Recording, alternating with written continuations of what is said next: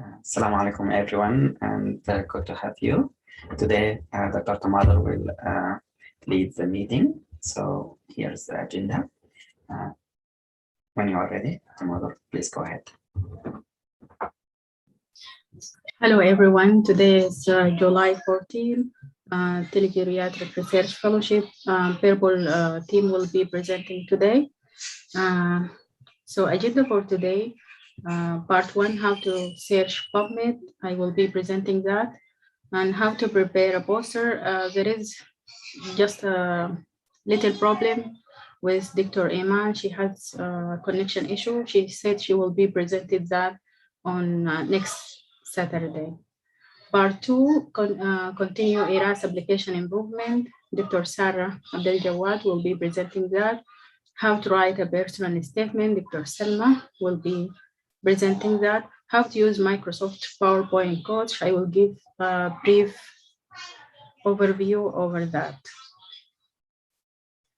And then part 4, new research ideas, project and current projects update.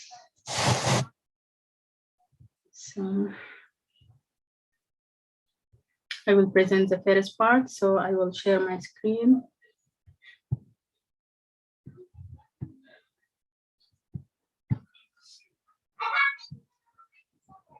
So do you see my screen?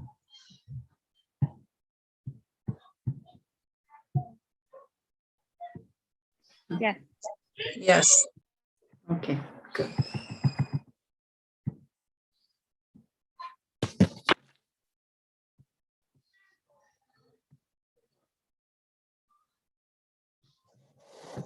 So I will be talking about PubMed search.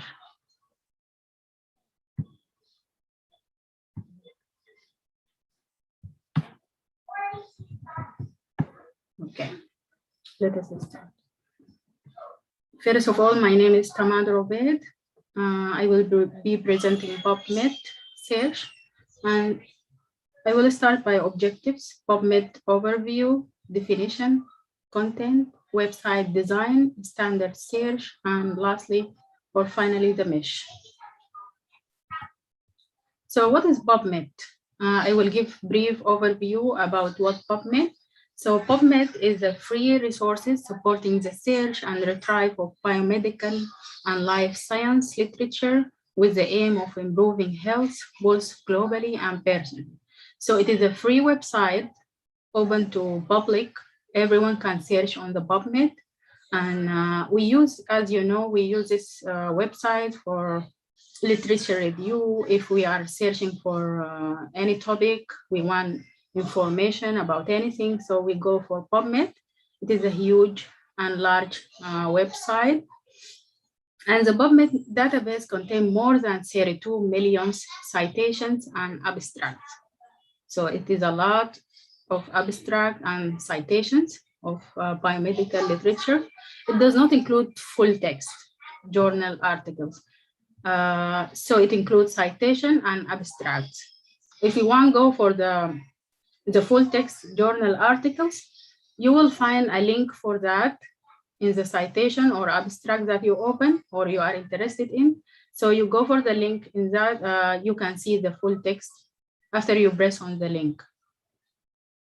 There is a difference between PubMed and PubMed Central. If you go for PubMed Central, you can find the full text or the full articles. But in PubMed, you find the abstract. So it is available online since 1996, was developed and maintained by National Center for Biotechnology Information, NCBI, as a US National Library of Medicine. So it is an electronic library located at the National Institute of Health.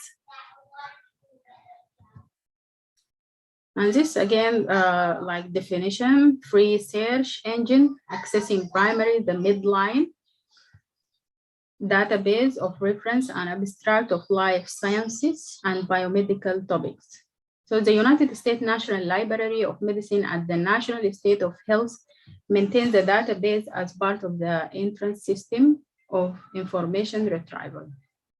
From 1971 to 1997, online access to midline database had been primarily through institutional facilities such as university libraries.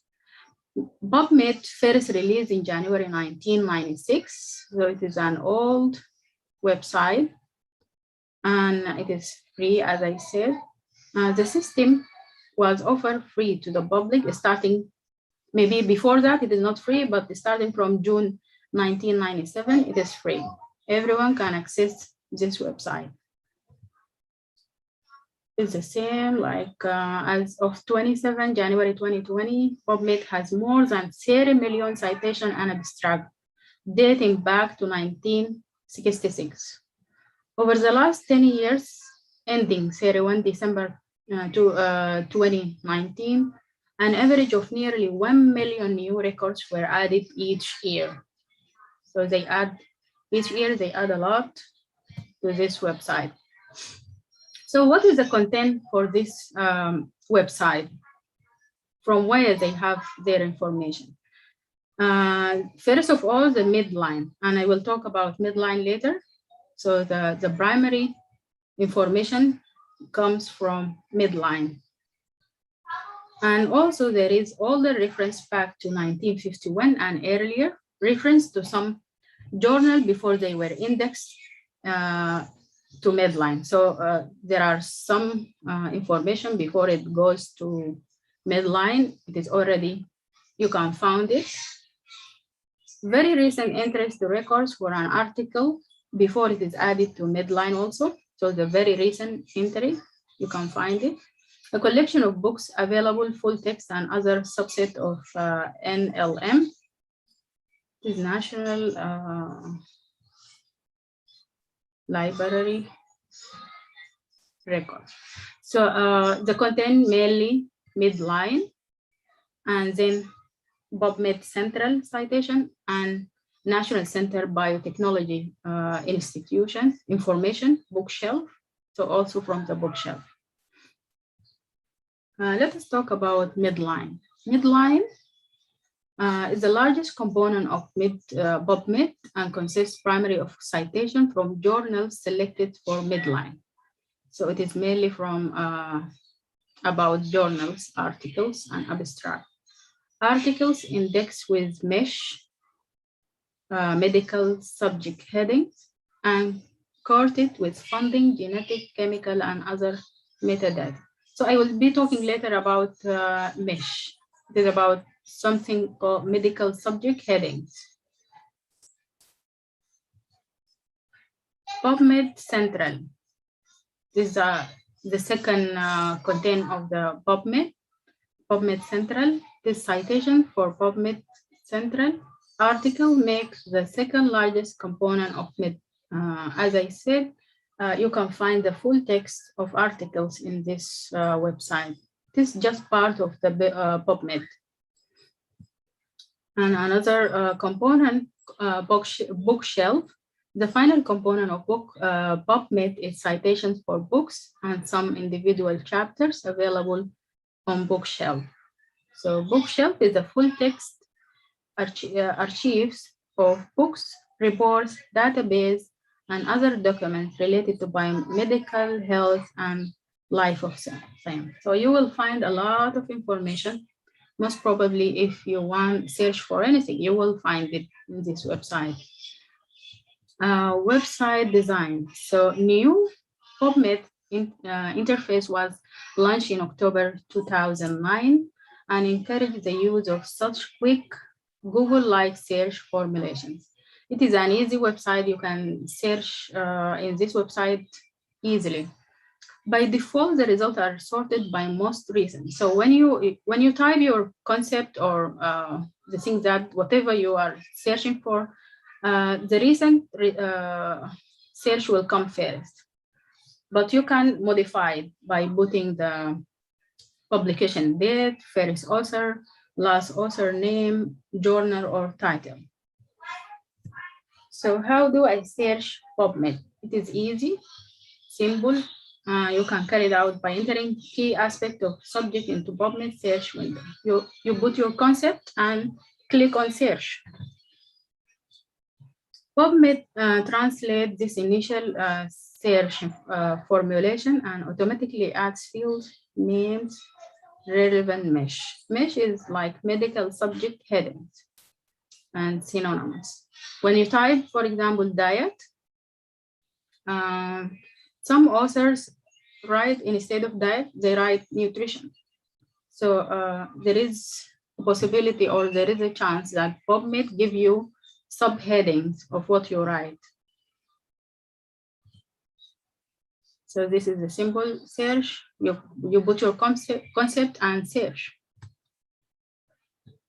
So there is a question like, I retrieved too many citations. How can I focus my search?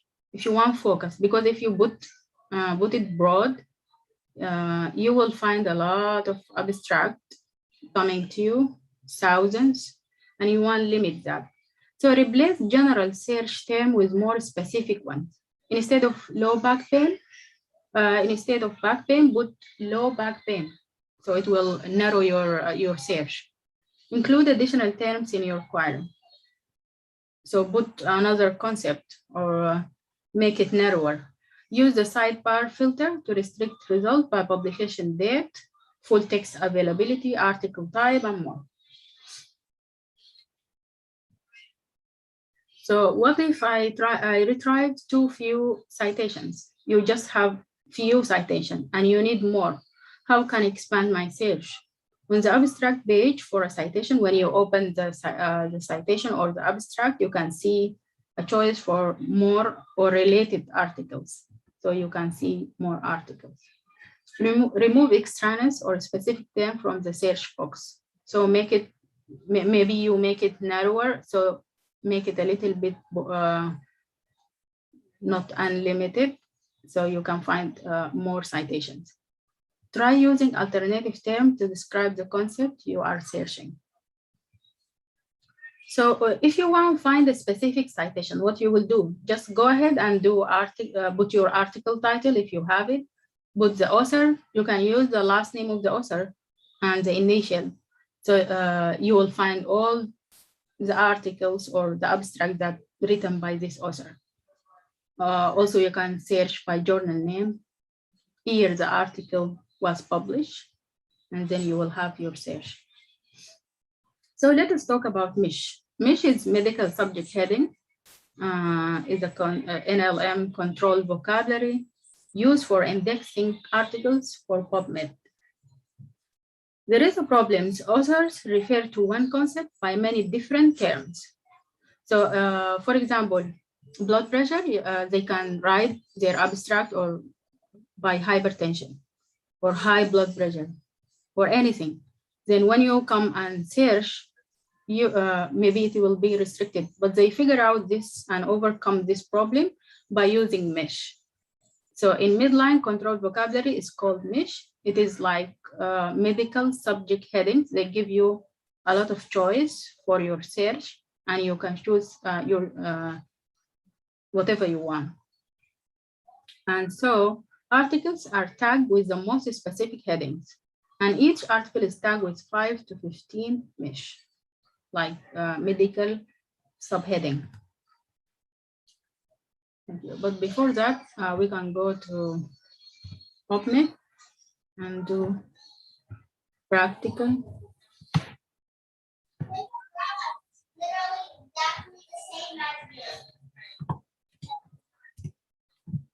Okay.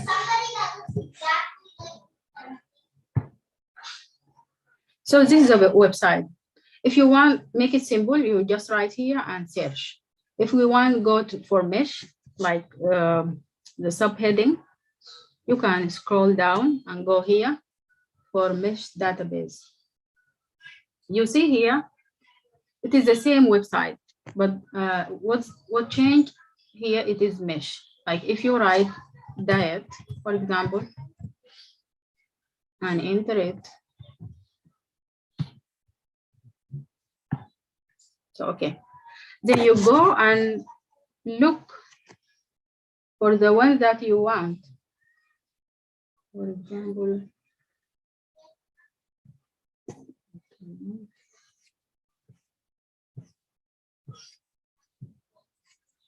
For example, diet sodium restricted. This is the topic that you want to search.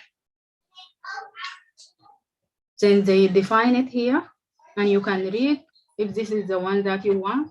A diet which contains very little sodium chloride is prescribed by for hypertension and for edematous state. So this is the one that you want. You go here, add to search builder.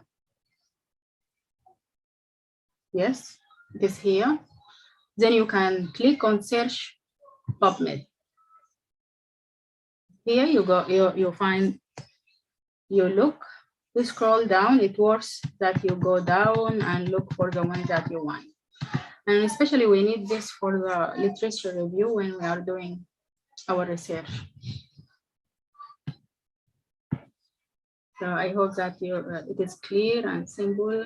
And if you have any question, please feel free to ask. Thank you. Thank you so much, Dr. Tamador. This is really great and concise, very helpful. Thank you so much. Any questions?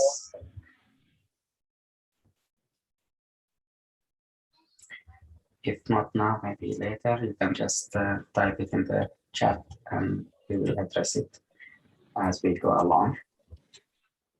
So next person who is presenting will be Dr. Sarah, right? Sarah, if you're ready, please share your screen. Okay, just a second. Okay. Meanwhile, if someone has a question, please ask.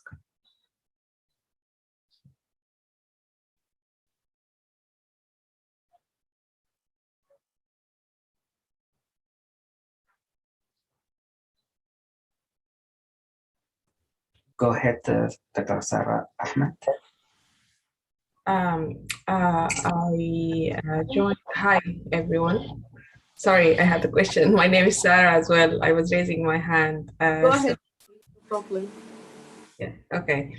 I was just wondering on the search, if I want to, like, say you were searching diet, sodium restricted diet, like if I want to add another kind of word in the search, is there any way I can add the sodium restricted diet, the mesh you added, to add another, like say, and hypertension?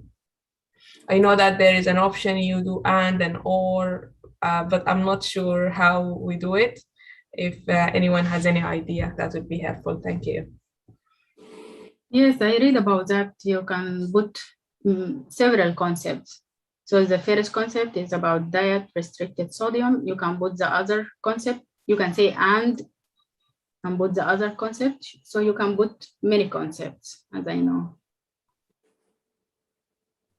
I agree with Dr. Tamador, and there is some instructions. So when you use and, you use it with a capital A N D instead of the small letters. And the same with or. For instance, if you want to look at the low sodium diet, and you want to look at hypertension or hypertensive patients, so you put capital A and D, and then you write hypertension. And if you want to limit your search for last year, 2020, then you will put and again in capital with 2020, the year. If you know the author, you can put and the author.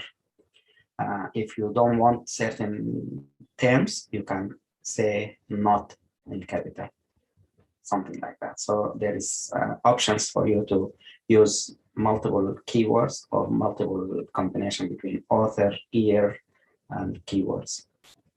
Thank you.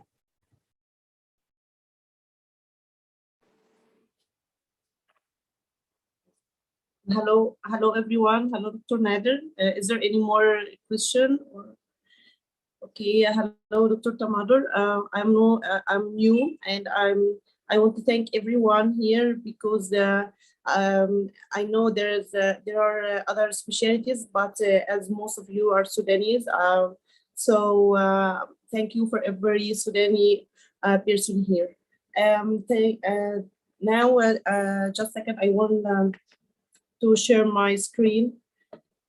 Just a second.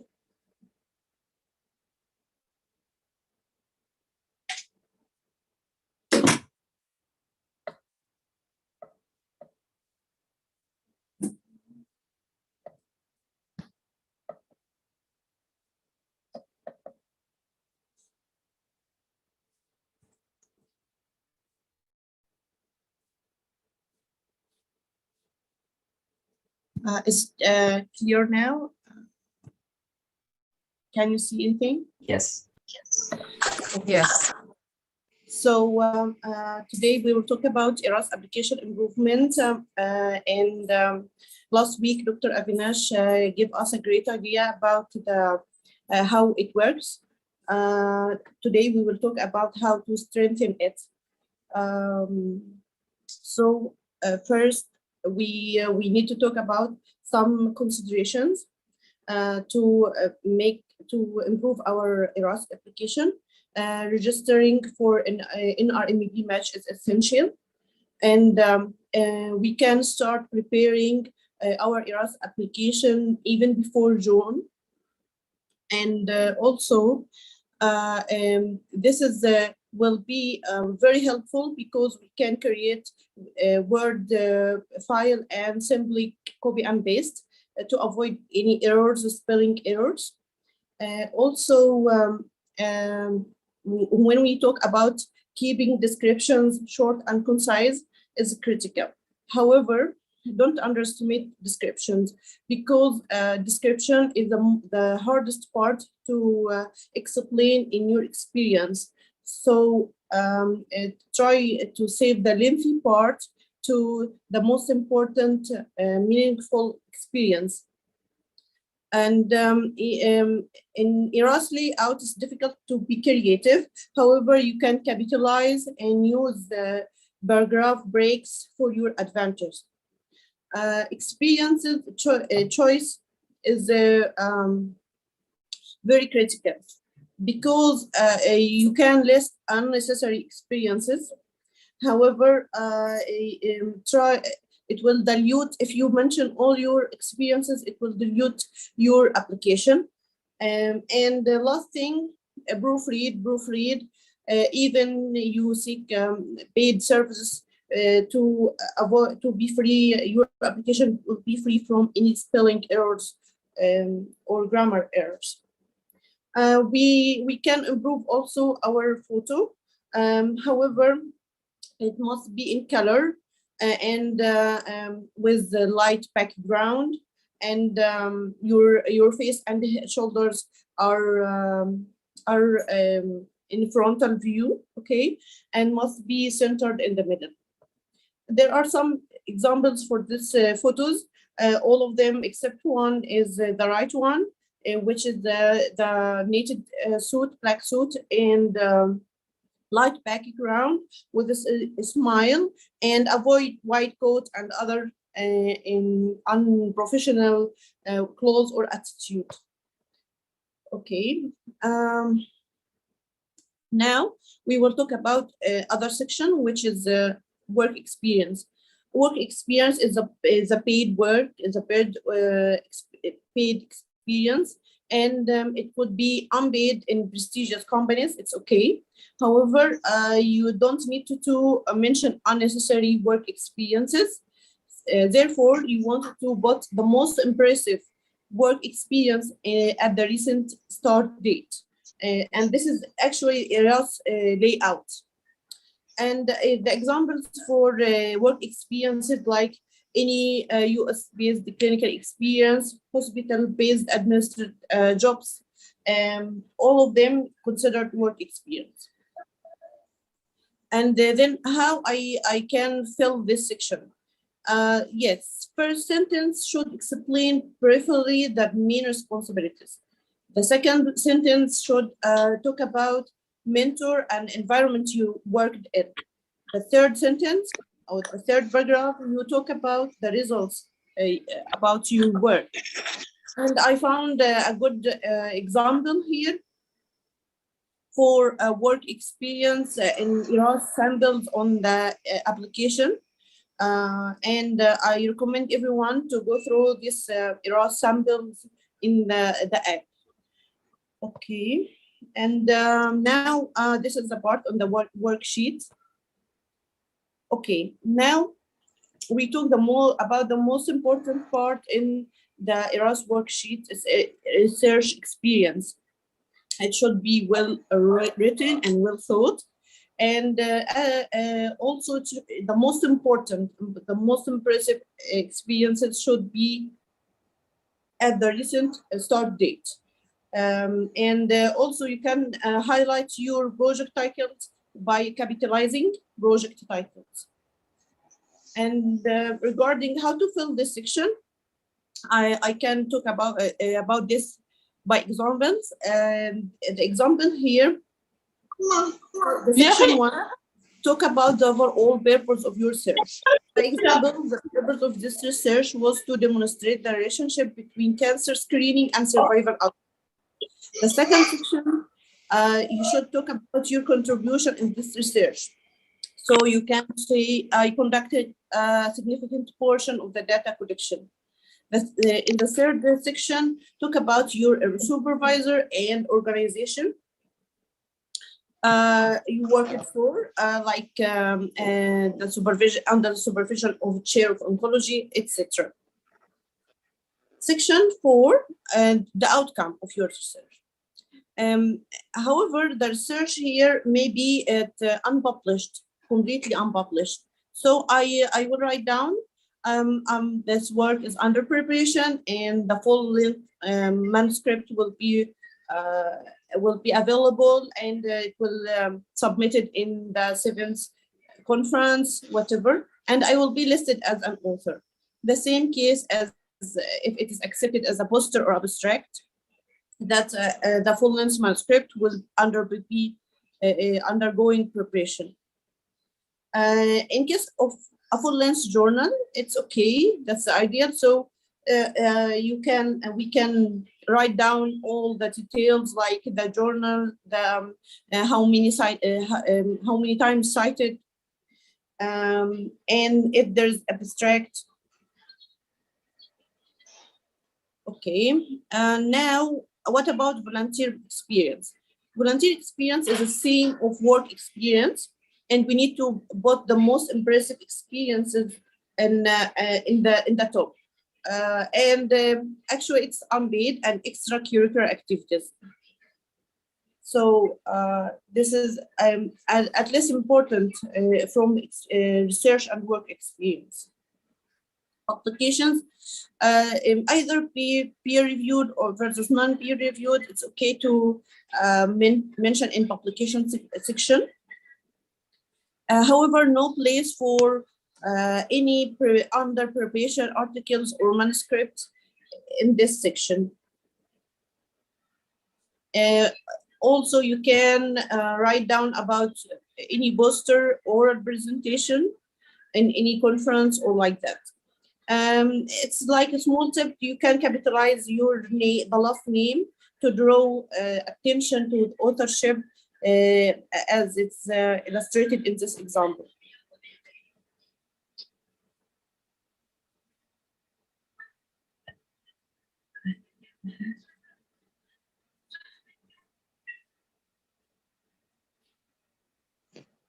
Okay, this is part of publication in ERAS worksheet.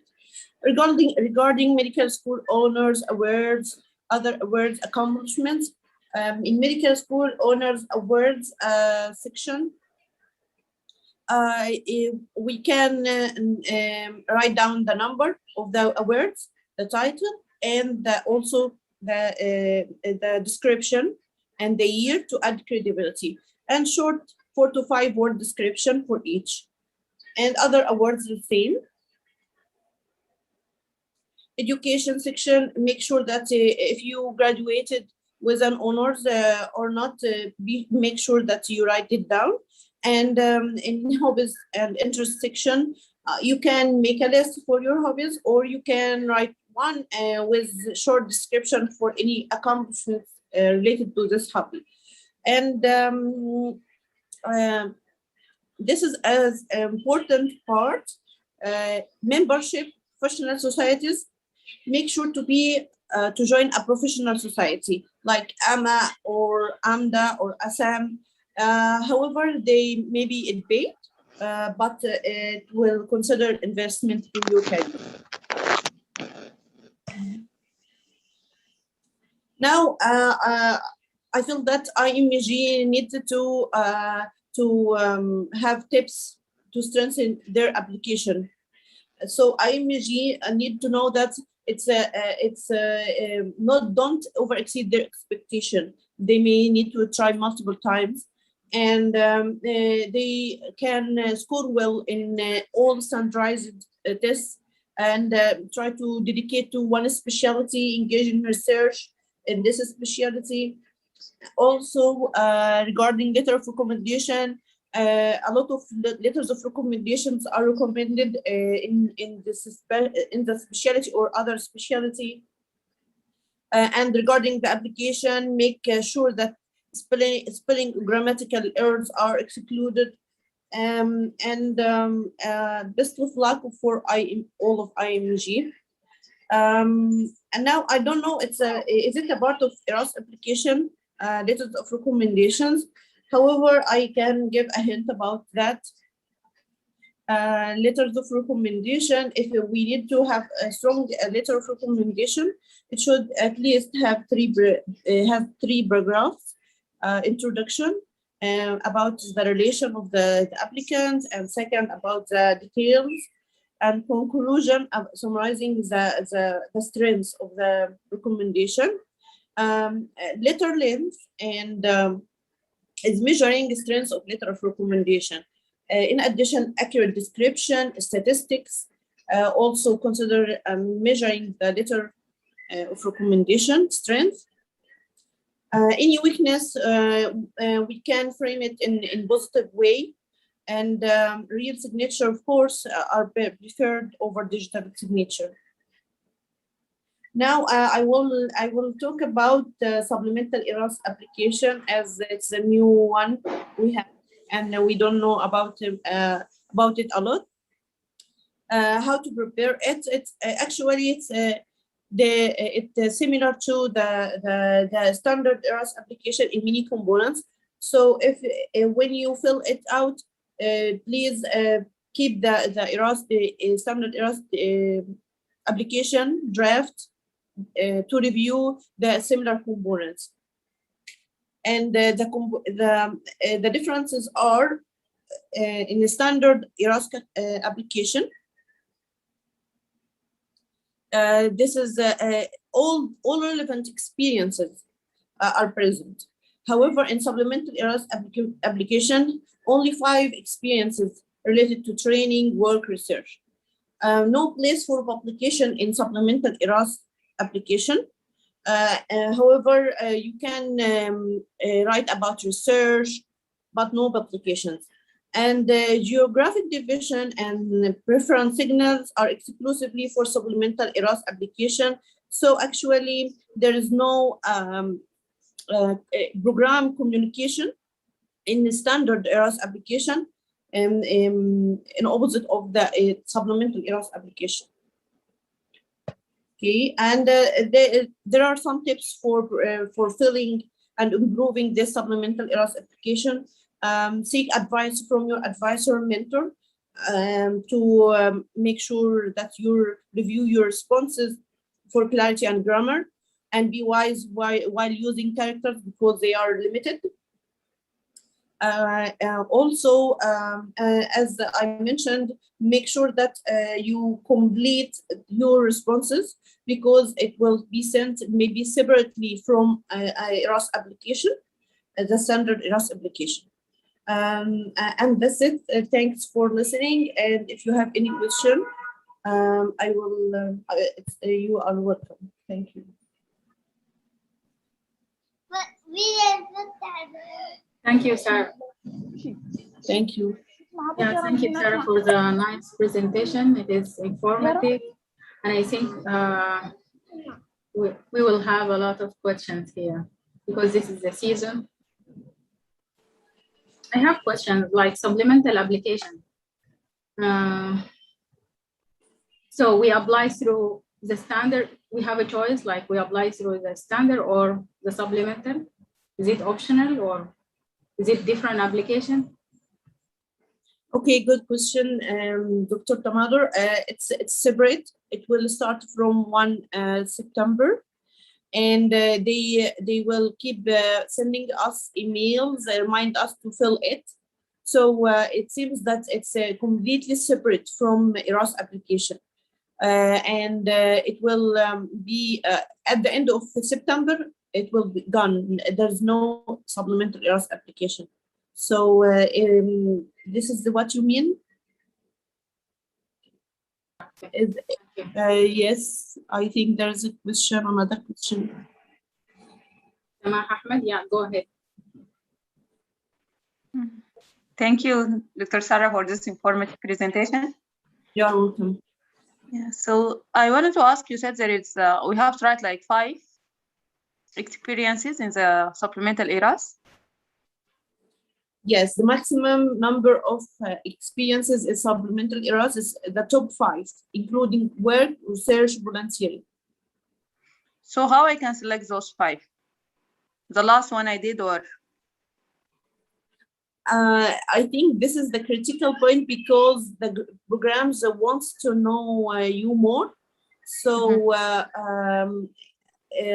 you should ask your advisor or mentor which one is more impressive, which one is more impressive to attract you to your application. And if Dr. Nader have an idea about how to choose the most 5 experiences, I don't know actually how to choose them. Thank you so much. Okay, maybe Dr. Nader can help more. Thank you, Dr. Sarah, for this nice presentation. Thank you. Thank you. You're welcome. I think that's a good question. I mean, I agree with Dr. Sarah. I think it's a hard question to pick which one is the most important, but I think it depends on which specialty. If you are in family medicine, let's say I want to pursue that specialty, then I think you focus on which area did you work that address big issues in family medicine, community medicine, rural medicine, something like that. And as well as any experience in the research area or publication or any project that also address major areas with public health or family health or rural health, something related to the family medicine. If you are applying to internal medicine and you are interested in subspecialty of that, let's say oncology or cardiology, and you work with certain institution in this specific area, then you can bring this specific work and experience, research experience or publication in the area where you are really interested and put it as this is your top 5 things, and you are really convincing them that I'm interested in this subspecialty, I worked in this area, I publish in this area, I volunteer in this area. So they want to really know that you are truly and genuinely interested in that subspecialty. I think the limitation is to see this coming through clearly for them, because sometimes what happens is you work in a place where it was considered community, and then you work with someone who is subspecialty in certain area, and then you publish in different areas. So all of them you cannot combine into one, and you come to them and you tell them, I'm interested in this. The only area that can help you is the geriatric, because it can apply to family medicine, can apply to internal medicine or subspecialty also. You can say the population is increasing and I wanted to do oncology, but in this group, older adults group. So it's kind of you play with your words around. Does it make sense? Okay. Thank you, Dr. Nader. You're welcome. Makes sense. So Abir raising her hand. Please go ahead. Yes, thank you, Dr. Sarah, for this presentation. Thank you, Dr. Tamadur. My question regarding Dr. Sarah mentioned research. What is the difference between, I know that in ERAS application, we can include project, research project, and also publications. But in supplemental ERAS application, you mentioned that research project, I didn't get it. So what is the difference between my work here in main ERAS applications and in supplemental applications? Thank you. Yes, thank you, Abir. Okay, Dr. Abir. Actually, I think in supplemental application, in supplemental ERAS application, there is no publications. So when you will talk about your research, and it's okay to talk about your project, and if it's published, submitted or not, it doesn't matter. However, there's no publications section in supplemental ERAS application. In standard ERAS application, we mention all the research experience, the publication experience.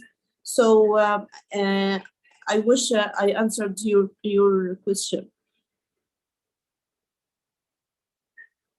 Dr. Abir. Yes, thank you, Dr. Sarah. But what is the difference? So, so I feel like I will repeat myself if I include all my research or project in main ERAS application. What is the difference? How to pick some of them to write them in supplemental ERAS application?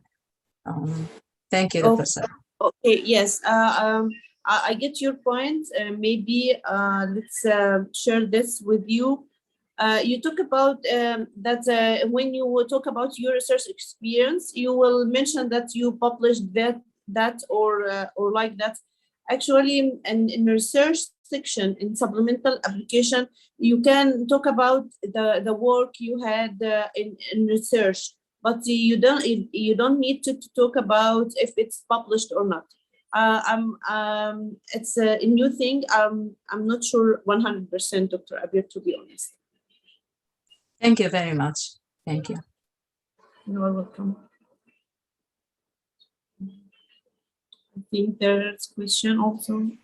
Yeah, Ali and Sarah. Ali, go ahead, please. Hello, everyone. Thank you, Mother, and thank you, Sarah, for the presentation. I would like to add one comment for Abir, and also I'm having a question. So I have watched part of the webinar, and according to understanding the supplemental ERAS, you mentioned 5 meaningful experiences. So let's say you had published so many papers with telegeriatric research. So in the ERAS, in the standard ERAS, you mentioned them over there. But in the supplemental ERAS, you mentioned that you worked in telegeriatric and how the team worked, how did you work as a team, how you describe your experience in a tele-rotation and so on. So you tell more about the experience, not the achievement, I believe. So also you can write about the achievement, you did so and so, but the main idea about the supplemental ERAS, according to my understanding, is to describe what catches your interest, how did you learn so, and how, and so on. So that's my understanding for supplemental ERAS. And yes, it's a new thing, but we will see, I believe, more webinars and questions. My Thank you, about Dr. my, yeah, you are welcome, Amir. My about myself, I had an experience about in psychiatry. It was a teaching experience, and I'm not applying to psychiatry. In fact, I'm applying to internal medicine. So my question is, would it be a negative thing to put this teaching experience in my eras, or it counts as teaching experience at the end? What's your opinion if you have? Of course, you can share it in the chat. Yes, your voice vanished a little bit, Dr. Ali. Can you tell me your question again? I'm asking about whether it's encouraged to include some experiences that's not part of the specialty you are interested in applying to. For example, if you are applying to internal medicine, is it advisable to mention that you have worked as teaching assistant in, let's say, psychiatry or anything else? If anyone has any feedback or comment, please, I would be happy to. Yes, I think, Dr. Ali, it all depends upon the order. Okay, if you wanted to apply to a specific another specialty, in order, so you will put the related things for your specialty first, and then sure you can add your teaching experiences, especially if it is meaningful and you have a lot of you learned a lot. It's okay to have another experience, but it's according to the order. Okay. I can add also, thank you, Dr. Sarah, for the clarification and the nice presentation, but I can add, if you want to include that, include it from the prospect of the teaching part, not the specialty part, because don't show that you are interested in the psych problems in your narration when you write down. Make sure you write about the teaching experience itself for you, what you learned, how you interacted with the students and with your colleague, because it's new thing for you now. You are a level where you are a faculty member, and you talk with the dean, your experience with the hierarchy at that level. So you can mention that it's a good experience that you are a faculty member now, and the teaching experience, the skills that I learned and so forth, not mainly focusing on the subject itself. If you are applying to psych, then you can mention that. Thanks. Thank you, Dr. Nader. Yes, I want to add something that in chat I copied a link. There are two useful webinar. I recommend everyone to listen to them in AAMC, a webinar for how effectively use ERAS application, and another webinar about supplemental ERAS application. So actually in chat I copied the link for the supplemental ERAS application. So now I think there's another question, Dr. Muhammad, I think. Yes, hello everyone. Thank you, Sarah. Thank you, Dr. Nadir, for your answers. I have one question that it's written down that the supplemental ERAS application, if you submit it before the 19th of September, your application will show up to the programs on the 13th of September. If I submit my application after the 20th of September, the application will appear to about the 5th of October, I think. I'm not sure. My question is this a drawback in my application, as if I applied late in the ERAS? Because as I know that in the ERAS application, if you applied late, this is a drawback, because the hospital will, maybe will not look at your application, or they do not prefer that you applied lately. Did you get my question clear, or is there something? Thank you, Dr. Muhammad, for sharing. I don't have, honestly, I don't have any idea about the timeline you have said. And if anyone have an idea okay. about, yes. So, thank you, Dr. Muhammad. This is a good question also. So what I think is important for you guys is to work on your CV an ERAS application and get it ready. And to get ready for the supplemental, I think you should rearrange your 5 top experiences, whatever limitation they want you to limit. And if you can finish as early as possible and submit it by the September 13 or what's the date you mentioned, I think it will be a good option for you guys to get it out of the way and see, because the earlier the better for you if your application is looked at. If you wait,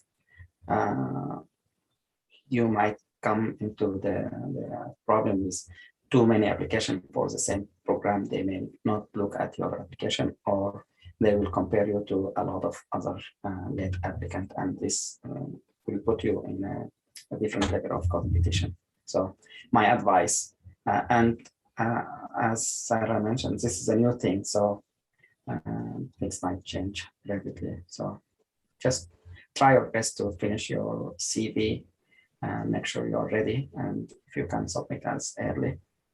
Thank you. Okay, thank you, Dr. Nadir. Thank you, Sarah.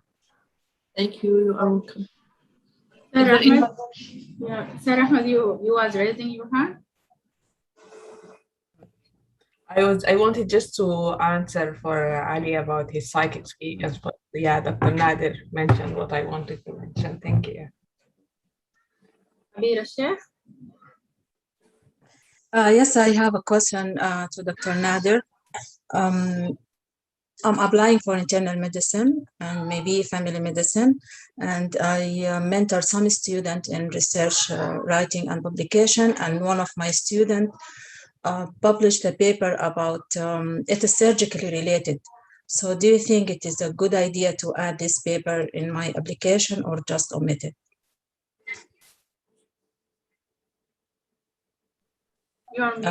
You are in mute, Dr. Nadir.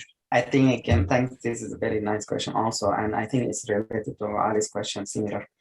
So if you want to put it in the format where you tutor or mentor the student, and the student end result was a publication that's published in a journal or well-known, I think that will help you.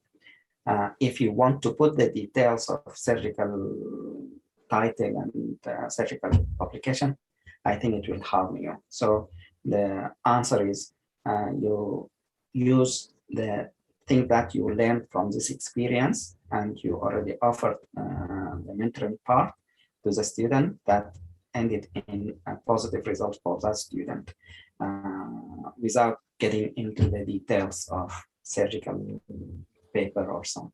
Just mention it in a general that resulted in an accepted publication, something like that. Okay, thank you. You're welcome. And again, the idea is they want to make sure you are fitting to their program. So they want to see that clearly. If you are not, if you are doing many things in pediatric, in geriatric, in surgery, in this, you are not sure what you want to do, and you will not be a good candidate for them. So there is a good information here in the chat. September 1st, 2021, starting at 9 a.m. Eastern Time. ERAS allows residency to applicant to certify and submit their application to residency program. But program will not receive the application until September 29th. Please do not certify your ERAS application until it is 100% completed. May 11. What is that? May 11. I don't know what you mean by this. The last part.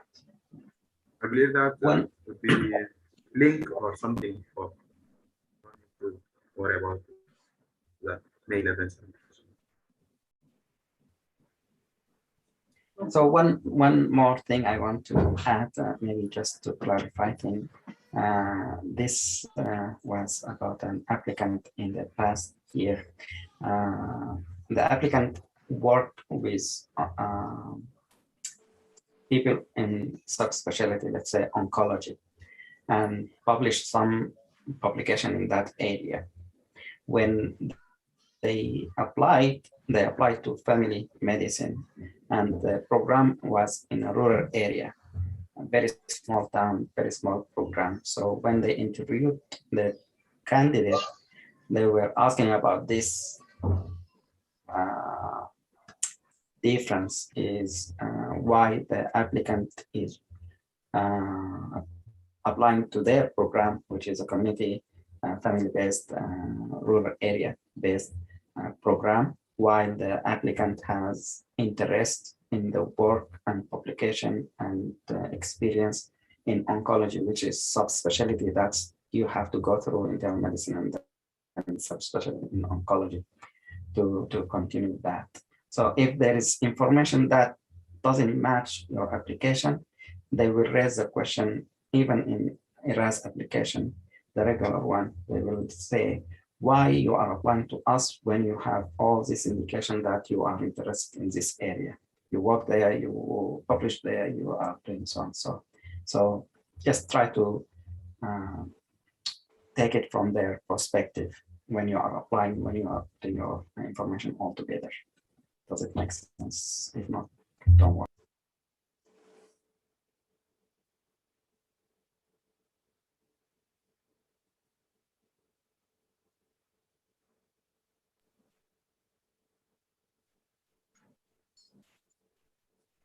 So there is a comment from Malaz. I read the same as Muhammad said. If you will submit it around mid-August, will be shown to program by the 1st of October. If you will submit it later, it will be shown to program by the 5th of October.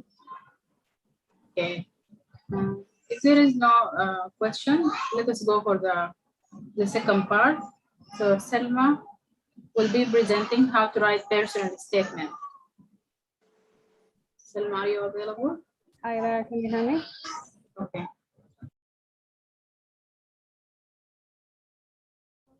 We can hear you, but we can't see you.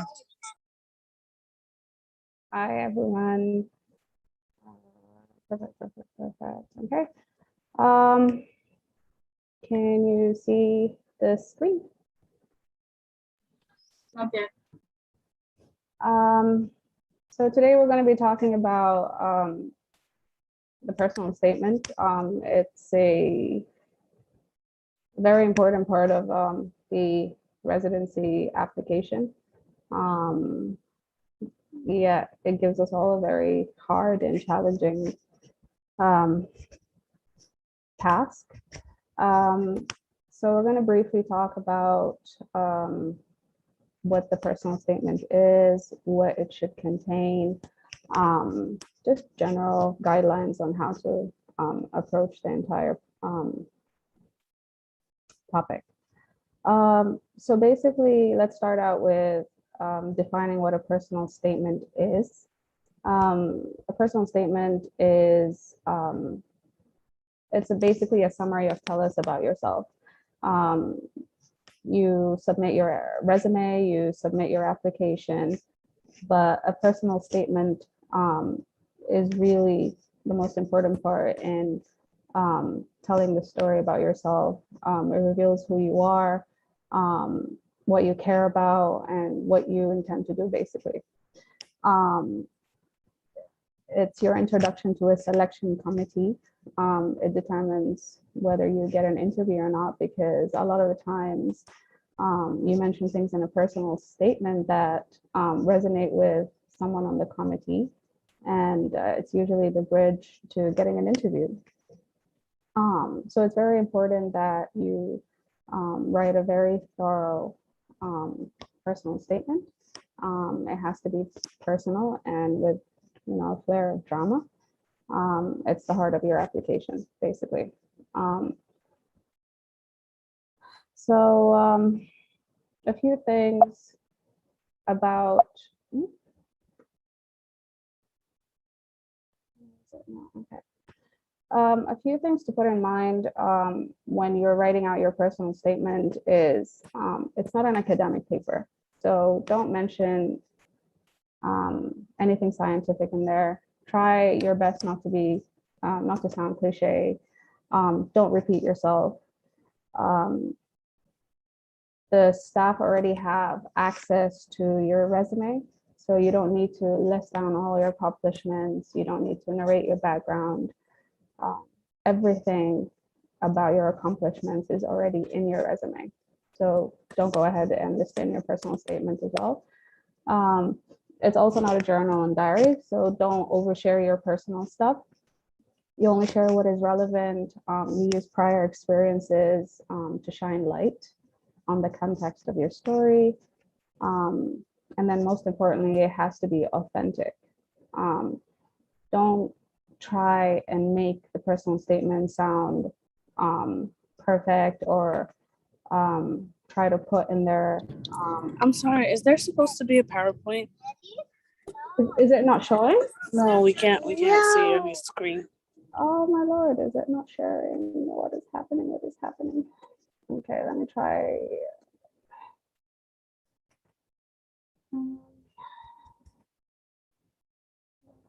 Try this.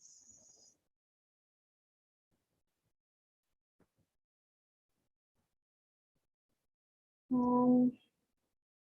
me try again.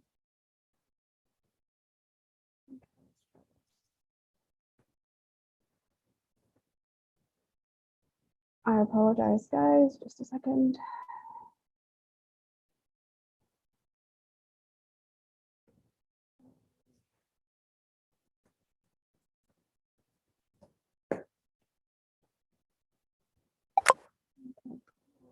Is anything showing up now? Nothing.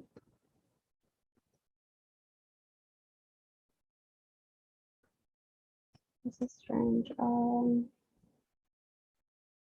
Sure.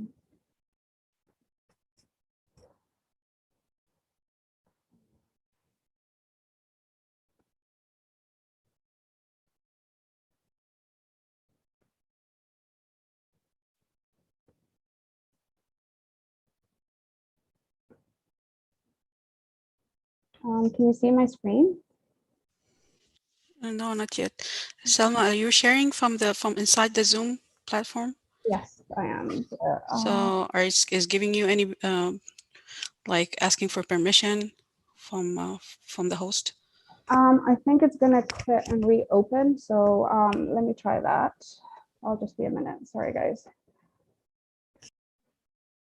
So when you share your screen, you will see like a square.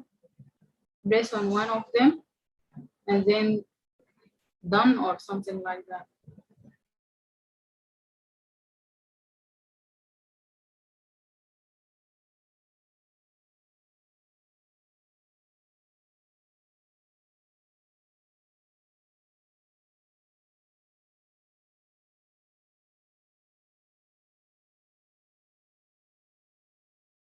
Okay, let me try now. That should work. Perfect. Okay, it's showing now. This. Yeah, we can see your screen now. Thank you very much, Iman. Did you guys hear the first part? Do I need to go over it or should I just continue? I think you just continue because the first part is clear. Okay.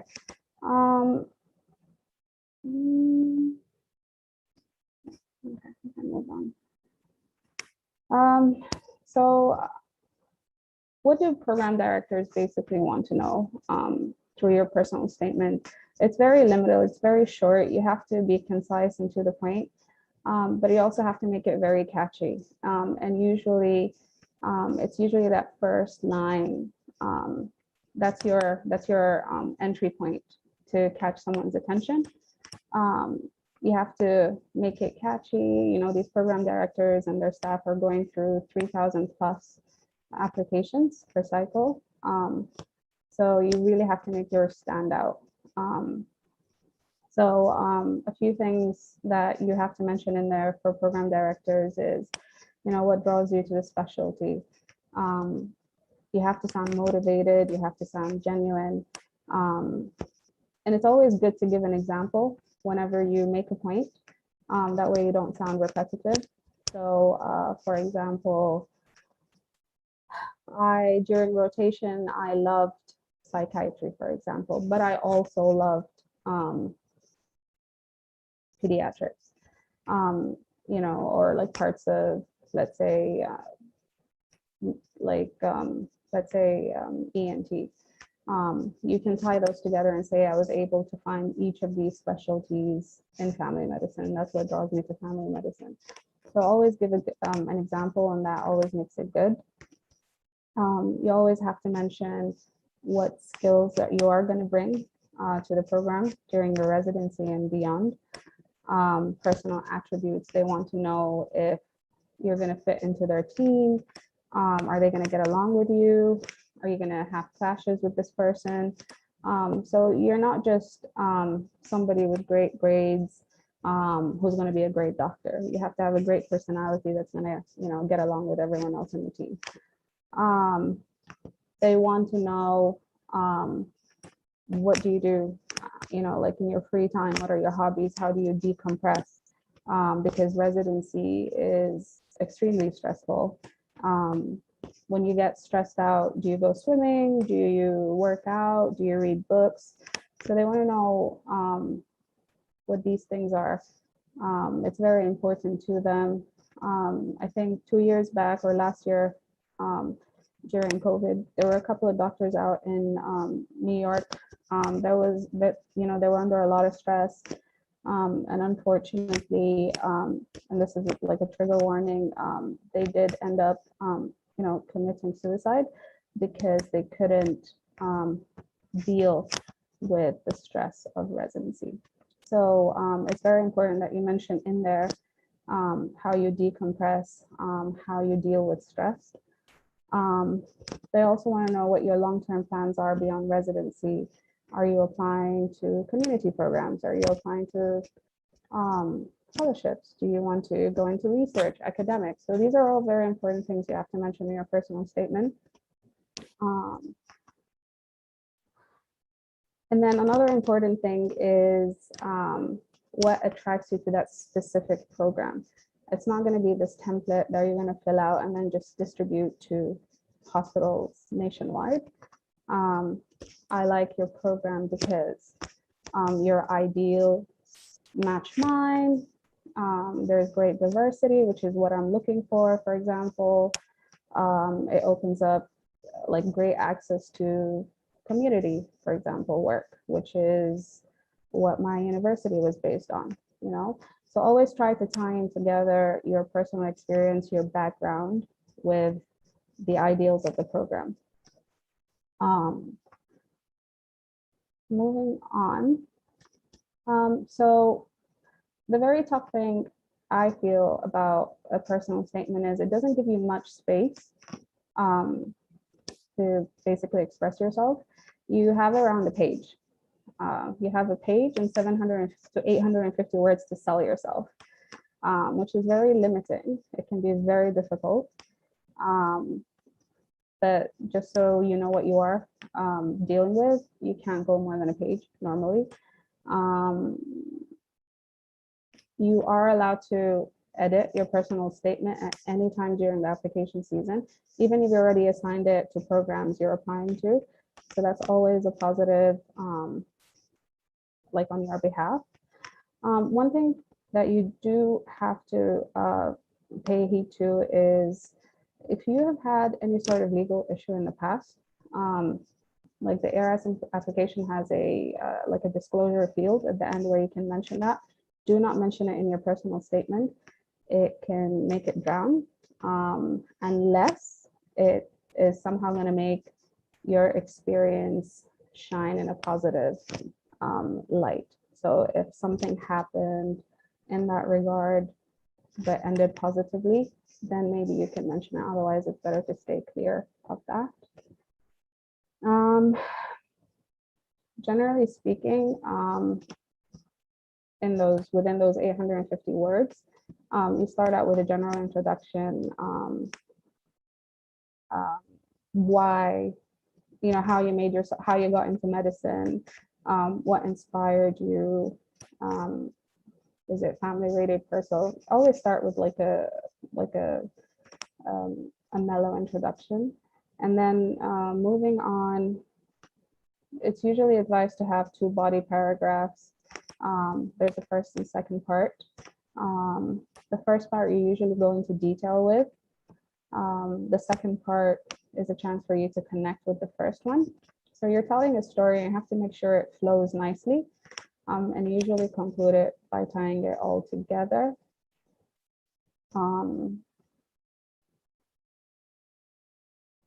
So these are just examples of how to make it convincing and interesting. Give specific examples of experiences that inform your career choice or demonstrate your skills. So avoid cliches. Don't say stuff like, oh, I am hardworking, I am punctual, I am a team player, I'm an independent. You know, these are things that are repeated a lot.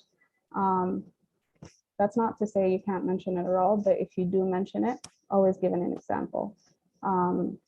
Let's say, for example, I am a hard worker.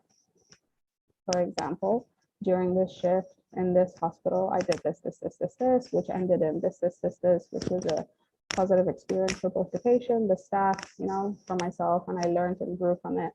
So always give examples. That's always going to be like the best way to showcase that specific experience, and that applies to interviews as well. And that includes giving examples from your career to show how you have grown as a person, as a professional. You can also use examples from your private life, but as long as they relate to the professional goals. Again, always try to draw positive conclusions from your experience, share your beliefs, your morals, your principles, make it personal.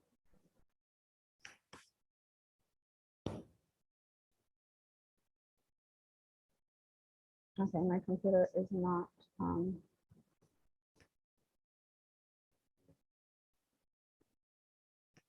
Okay. So these are just general guidelines when you're working on a draft. And you know, the thing with personal statements is you always have to start early on. So the best time to start would be early in the year. And that way you can always go back to the draft and work on it, share it with people, add, you know, so it's always good to start with a draft early on. Things to mention in there, like what first drew you to medicine. Excuse me. Was there an experience, clinical or otherwise, that had a significant impact on you? Why was it? What was it? And why was it meaningful? When did you know that you wanted to pursue the specialty in question? What attracted you to the specialty? What are your greatest qualities? When have you demonstrated these qualities? Where do you see yourself in 20 years as a physician? What's an important part of who you are that isn't on your resume? And this would be a great time to say, I'm a great cook, you know, or I play golf, or I'm a bird watcher, you know, all the things that usually won't show up on your resume. Who are your role models and why?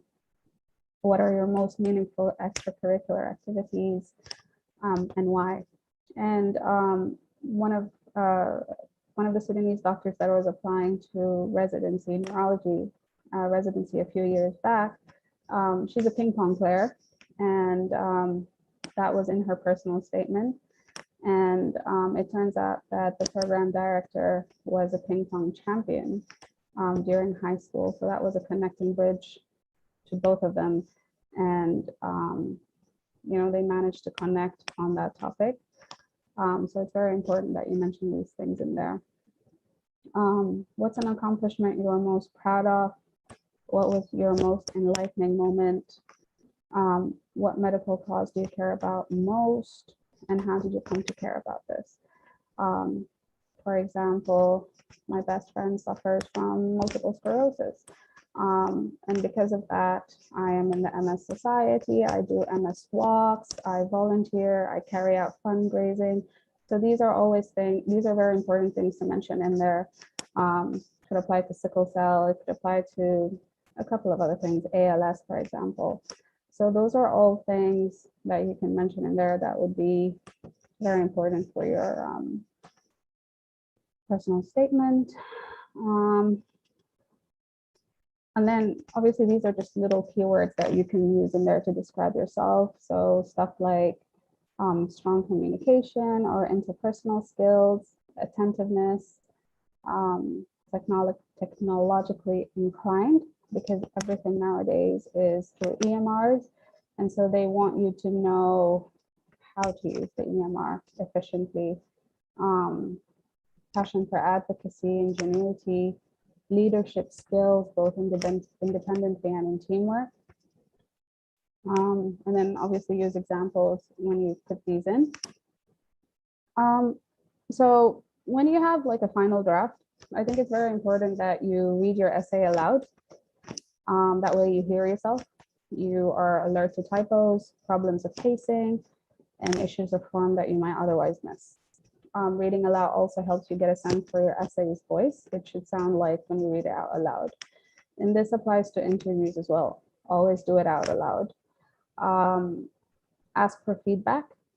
So make sure you have a trusted peer, a professor, a specialty advisor, or admissions counselor. These things sort of don't apply to us, but make sure, like this group that we have going on right now, I think it would be a great feedback group for us to share our personal statements and see how we can basically proofread and edit. The core question to ask is, do you have a good sense of who I am when you're reading my personal statement, and why I want to pursue the specialty after reading this? If the answer is no, then you should revise. For big changes, don't edit, rewrite it. And I say big changes, why? Because that's usually like the heart and core of your personal statement. So if you feel like it didn't flow, it doesn't really have a story, then don't rewrite it, change it, like make it, it has to have a heart, it has to have a core.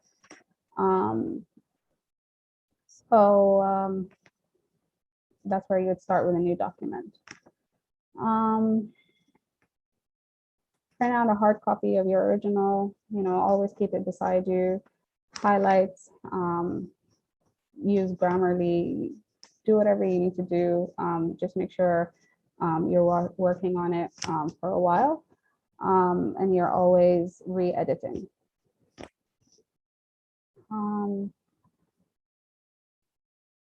Oh yeah, okay.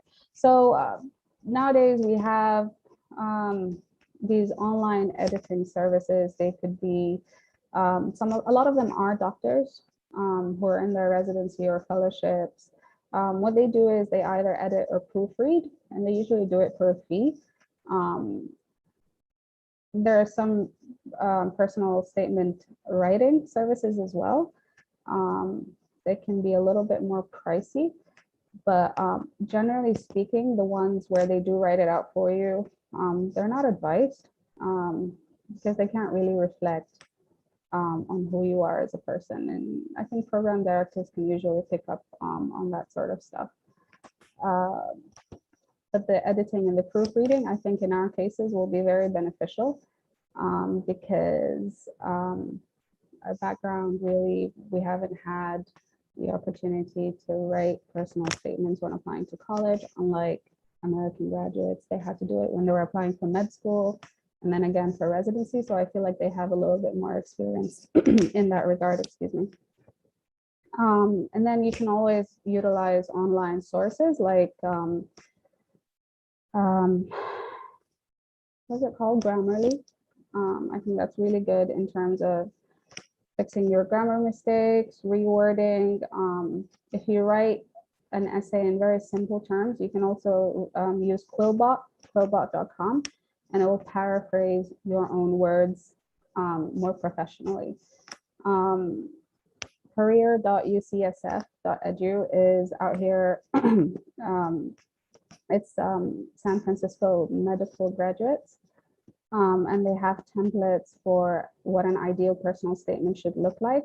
So if you visit the website, just have a look so you can have an idea of what a personal statement is supposed to look like. Yeah, that is it on my end. Oops, oops, oops.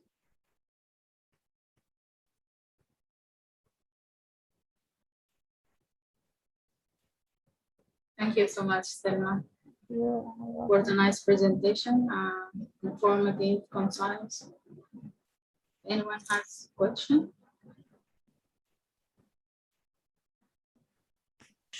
I have one question for Selma. Selma, thank you very much for this presentation. This was really, really informative and eye-opening. My question is, you mentioned that you make your personal statement, of course, personal about yourself, but you also focus on one program, on that certain program. But it's kind of, if you're applying for many programs during the match, to actually write personal statements specific to certain programs. So what's your advice about this? Because it's impossible to write focused personal statements towards certain programs. So what do you think what we should do about this?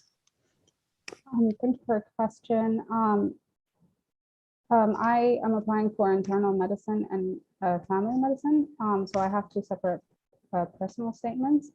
Like I said, program directors and staff generally can pick out recited personal statements very well. They have an eye for it. So if you have one where you like a standard template and then you change, and that is why I'm interested in family medicine, and that is why I'm interested in surgery, they can pick up on that. It's not personalized. My advice would be to write a personal statement for each specialty. That way it's more personalized. They know why you're applying to the program and why you want to, and why they should pick you. If you are applying for, when you said many, I don't know, like, are you applying for like 5 or 6? That's going to be a little bit more difficult, but try to target your personal statement and your programs, sort of match each other. That would be my advice. Okay, so I misunderstood what you said. So you mean a personal statement for each specialty? Okay. Yeah, prepare one for each specialty. Okay. Correct. Okay. That's our advice. Yeah. I don't know if Dr. Nader and the others have different advice. No, I totally agree. You did a great presentation, and the question was great also. And yeah, as you mentioned, it's just by the specialty. If you have time and if you, let's say, looked at certain programs, let's say academic programs, then you can tweak that personal statement specifically to an academic program versus if you are looking for a rural area programs, then you want to tweak that if you have time to highlight your work in rural areas and primary care and so forth. So even within this specialty, let's say internal medicine, if you want to put a blank one, that's fine. I mean, blanket one for the whole specialty. But if you have time to pinpoint which program you are really interested in, see what they look at or what they are interested in, and tweak your internal medicine personal statement into certain programs that also can be done if you have the time and you have the information about each program. But in general, what we advise is each specialty, internal medicine by itself, and then family medicine by itself, and then if you apply to surgery or something, then by itself also. Thank you. Thank you, Dr. Nader. We have a question here from Amna in the chat. I want to ask if this is the second time I apply to the match. Do I have to change my previous one? And does the program director will look back to the first one? I think they don't have time to look for the old one. So you can use new one. I think if you have any updates, I mean, your personal statement is your personal statement. You're not going to change in 1 year, unless, of course, you have done something that you can add in there. So you can keep the same one, but if you have started a master's, for example, then include it. If you have done some more volunteer work, say, I have grown as a person by doing this, this, and this. So make sure you add something in there to make it different from the other one, to show how far you've grown. I totally agree, and I think everyone should update their personal statement with what happened currently to themselves, their life change, and so you just tweak it so you can add more. Thank you. Anyone has any question or addition? Otherwise, we can go to the part 3. I want to add one more.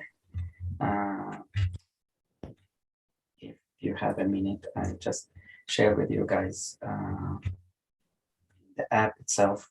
If you look at that, if you go down, you will go to the ERAS application.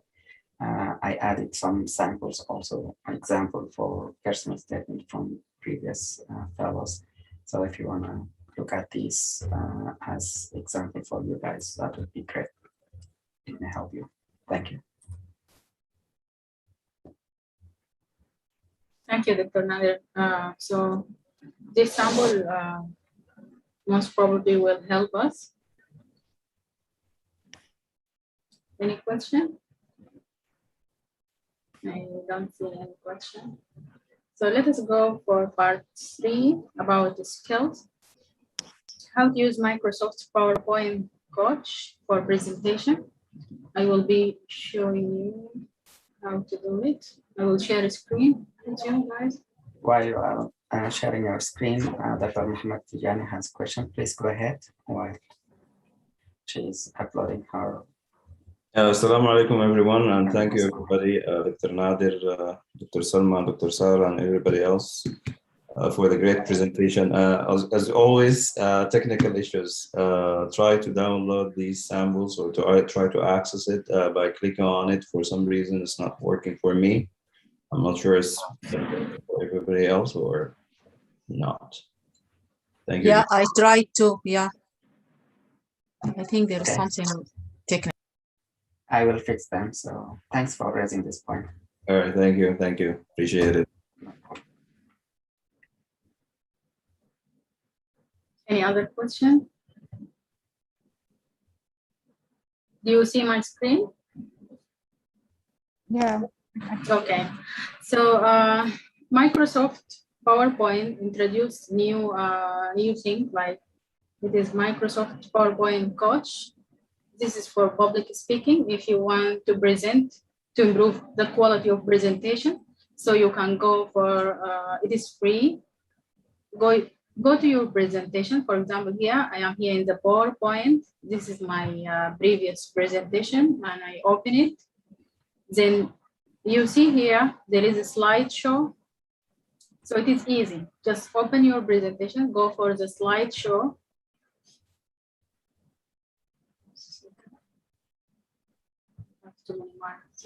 Okay. Then after you press on slideshow, you will see rehearse with coach. I don't know why it is not active. I tried before, but let me try again. Just open this one. So go for a slideshow. And then it has to be active here. I don't know. Rehearse with coach. Tamado, can you go to the right top of the screen? Present. I think, yeah, from the arrow beside.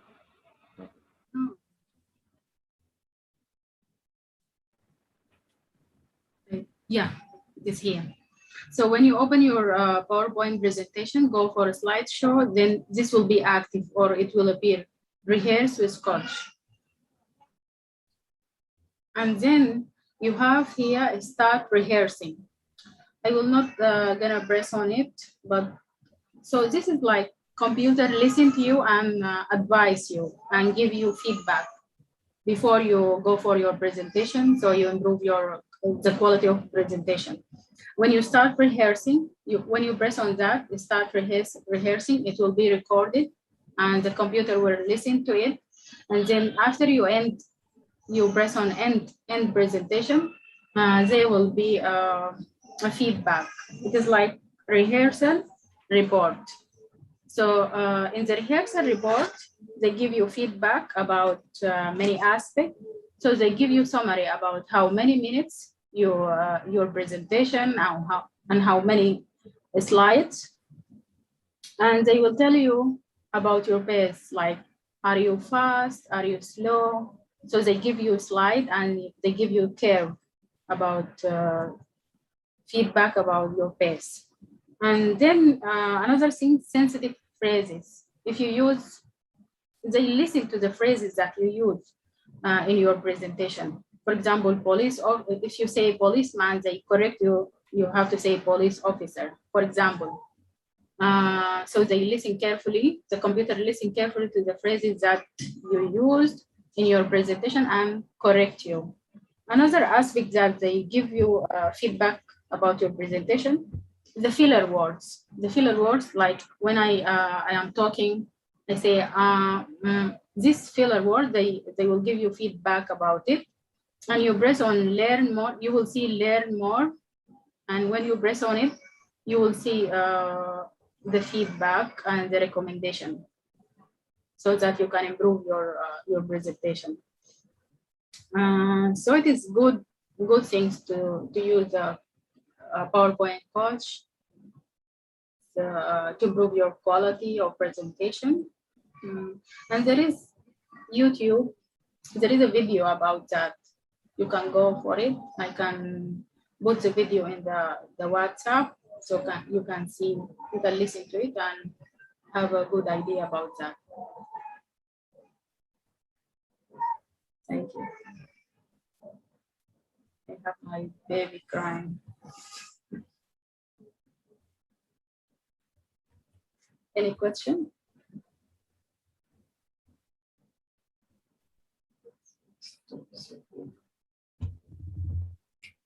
Thank you so much, Dr. Tomator. It is also really great tutorial of short presentation about the coach. You can try it and see if you have questions, let us know. As Tomator mentioned, there is a video about it. There is a room for improvement for every one of us. So, all right. Any questions? Go ahead, Dr. Ali. Yes. Actually, I would like to share my experience with the coach during the past year. It's really very good, and it's actually beneficial for your presentation skills. It has improved my presentation skills very much, I believe. One of the things that I was not aware of is that I'm saying so too much when I'm planning slides. So also I'm saying so again. Other parts was where I was talking too fast or talking too slow and so on. The important thing is that it's completely free feature. You can rehearse on 3 presentations a month without paying anything.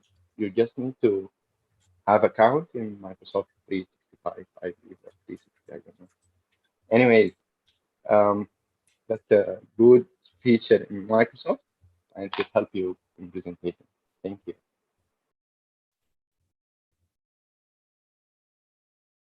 Thank you so much, Dr. Ali, for this, for sharing your experience. Thank you. Any other question or addition? I don't see any question in the chat. Okay. So we will go to the part 4, new research ideas, project, and so an update about the research project, anything, any news. So Lubaba and Sarah is not here. I'm gonna share with you also again. If you go to the app, also at the beginning of the app, under notification, you will sign and you will find AGS 21 or 21st abstract samples. So these are 11 samples I picked from the AGS. These are posters on virtual, basically. I added some of them. So if you go to the video, you will find one abstract here. It's recorded as a video. You can view that. It's 4 minutes, I think. Very brief about the topic. Looking for harm in all right places for fall prevention in older adults. There is another one with oral presentation. So I added that as well. It's firearm using older adults, homicide, suicide. So this, I think, about 20 minutes video, something like that, or 11 minutes video, if you can look at that. So this will give you an idea about what AGS was accepting last year and some of the abstracts that we can follow up on if we want to get new ideas. So look at the samples, abstracts, and review the videos. Maybe it can help you get more ideas, or maybe we can start new projects.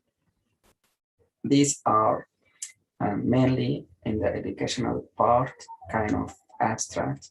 There are other areas, but mostly it will be either time consuming to start a project with other abstract ideas, or it will need you to be physically within that area, like hospital or clinic, where you need to review the chart actually, which is kind of little bit difficult for you to do it remotely. Go ahead, Samah. Assalamu alaikum, Dr. Nader. Yeah. Again, I wanted to talk about Arabics apps for geriatric patients, mobile apps. Yes. Yeah. That poster presentation, we are a group. I tried to make a WhatsApp group, but unfortunately, I haven't access for the other members' numbers. Oh. So yeah, I don't know. I think just we have like 4 days remaining or something. Yeah. So I'm gonna share the screen again if you want to. So if you go to the app itself, go on the left upper corner, you will go to the profile for fellows. If you click on this, it will list all the fellows. If you click on anyone, it will have their phone number, their email. You can try to call them, text them, and email them if you need to. But did you start anything, a background at least, or some brief? Yeah, I wanted to ask what exactly we have to do. I have a lot of, information about research and poster presentations. So here the idea is, let's say we are talking about use of apps in this population, older adults and Arabic speaking. So we can create a questionnaire kind of approach so that we can understand if there is a gap or if there is a problem, and then we can come back and then we can raise some ideas about how to develop an app that targets this group, which will be an acceptable one. So the first step is to identify gaps or problems. Let's say problem number one, do all the adults who speak Arabic use apps or not? If they do use apps, do they have any limitations as far as these apps are user-friendly for them, or useful for them, or helpful in medical aspects, like, let's say, pill taking, or monitoring the blood pressure, or something like can be used in the medical area in this subset of other adults who speak Arabic. So we can address all this by starting a questionnaire, and we can distribute the questionnaire between us. We have like 50 fellows here, mostly speaking in Arabic, or maybe you can relate to someone who speaks Arabic. And if we distribute this questionnaire to 50, and each one of you, at least, let's say, get information from 5 people, answer these questionnaires, we will have some data to look at it. And depending on what the data show us, we can develop or at least a plan or guidelines for people who develop apps targeting this other others who speak Arabic. This is done in other areas or other languages in different ways. That can be done in a step manner. So we will look at the literature. Do we have something like that in the literature for Arabic speaking or for other languages? Most likely we will find for other languages, let's say Spanish speaking or other language. So if this is a background of literature review, we found that, then we'll say in the abstract part, this is the gap, this is a problem.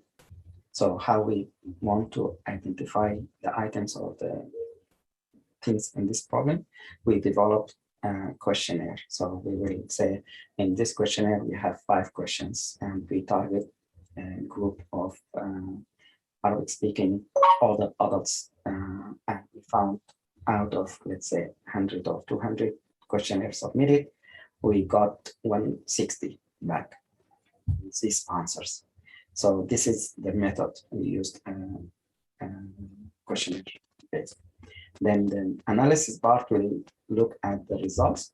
So out of this 160 answers, we found question number 1, the answers are so and so. Question number 2, so. Finish the part for analysis, then you will come with a conclusion.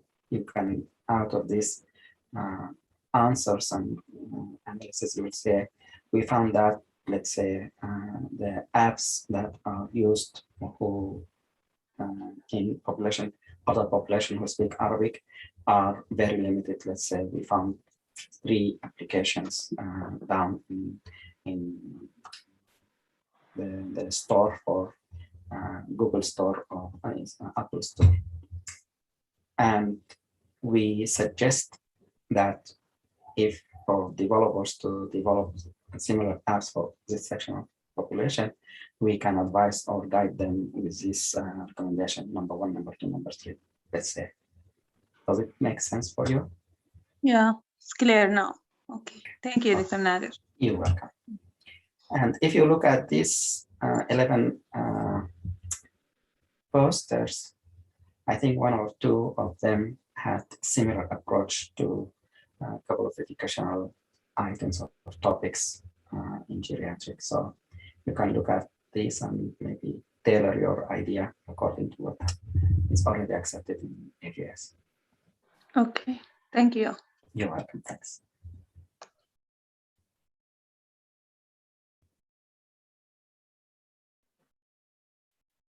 Anyone else?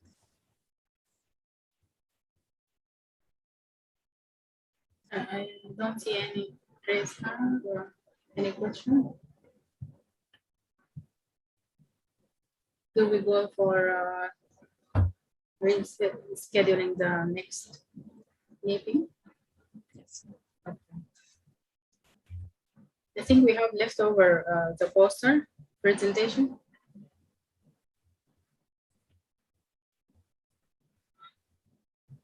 I think Iman said she wants to do that next week, if possible. She said she will do it Yeah, she said she will try to do it next week. next week. Yes.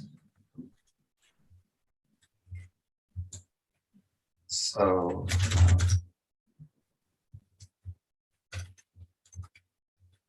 is it a poster or abstract we said? It was a poster. Poster presentation. And which one will be presenting that? Iman.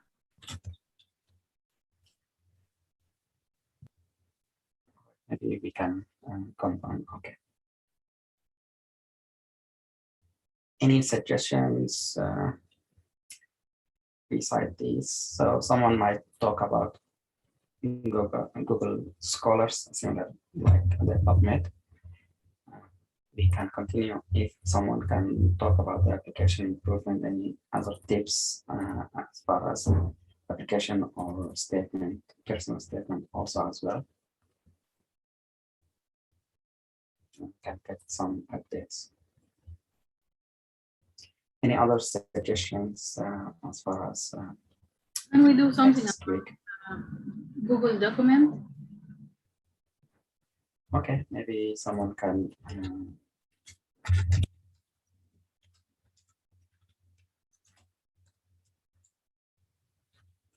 why don't we start a document and let's share some ideas in that document. So it will be like a tutorial and at the same time work in progress.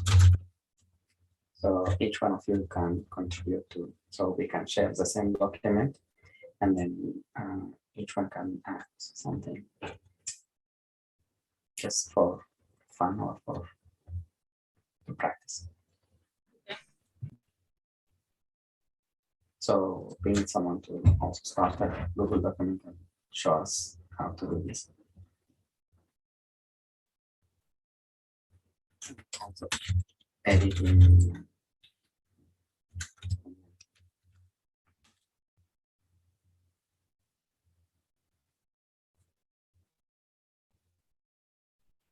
That's enough or?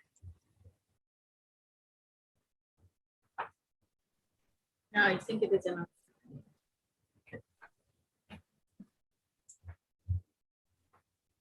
Dr. Wian has a question or comment. Please go ahead, Dr. Wian. Yes, I just want to ask before we end the meeting. I have a question about our project or team.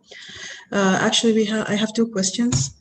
I will briefly say what we did already. So we did the questionnaire, we made the questionnaire, we edited, and then we showed one of our team member, Dr. Hadid, she showed our questionnaire to a activity personnel in the senior home. And she gave us an input, and it was really nice. But to summarize what she's saying, I think what she wants to say is reduce the questionnaire. It's like 24 questions, and we have like 4 open-end questions to see like what they think about the role of the activity. So she was concerned like this is going to be a phone interview and then it's going to be lengthy. We're stuck in this point because we don't know which question to omit. We think all of these questions are important, and she said focus on what you want to do. So now when we came back to maybe our idea was not focused. We just say we're studying the role of the activity personnel, but maybe we have to now come back to this idea, focus it more so we can reduce the questions. So I am really stuck in this. I really need help. All right. So if you don't mind, if you can stay after this meeting, yes, we can work and we can, we can reduce and improve. Okay. That's good. Sure. Question. Thank you. Yeah. Thank you. Dr. Salma. I just wanted to share, I'm going to share a link here.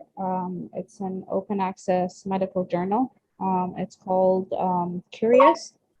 And I just wanted to tell everyone they are publishing for free these days. So if you want to go make an account and register, and you can go ahead and publish, make use of that. I don't even know if it's like I don't know how long it's going to go on for, but it's peer review. So if all of us register, then we can peer review each other. It makes publishing easier for all of us. I've shared the link. I think it's a great website. Please register. Thank you.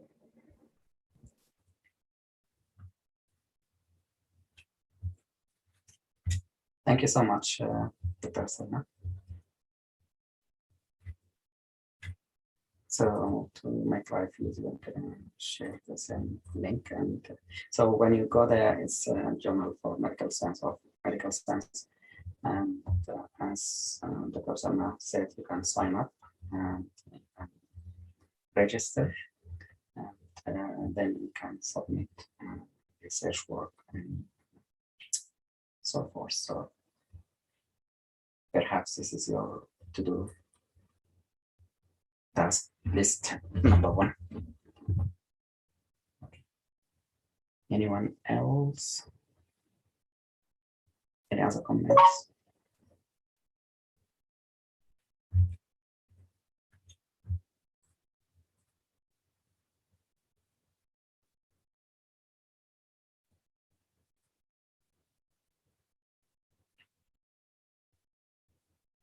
So I will share with you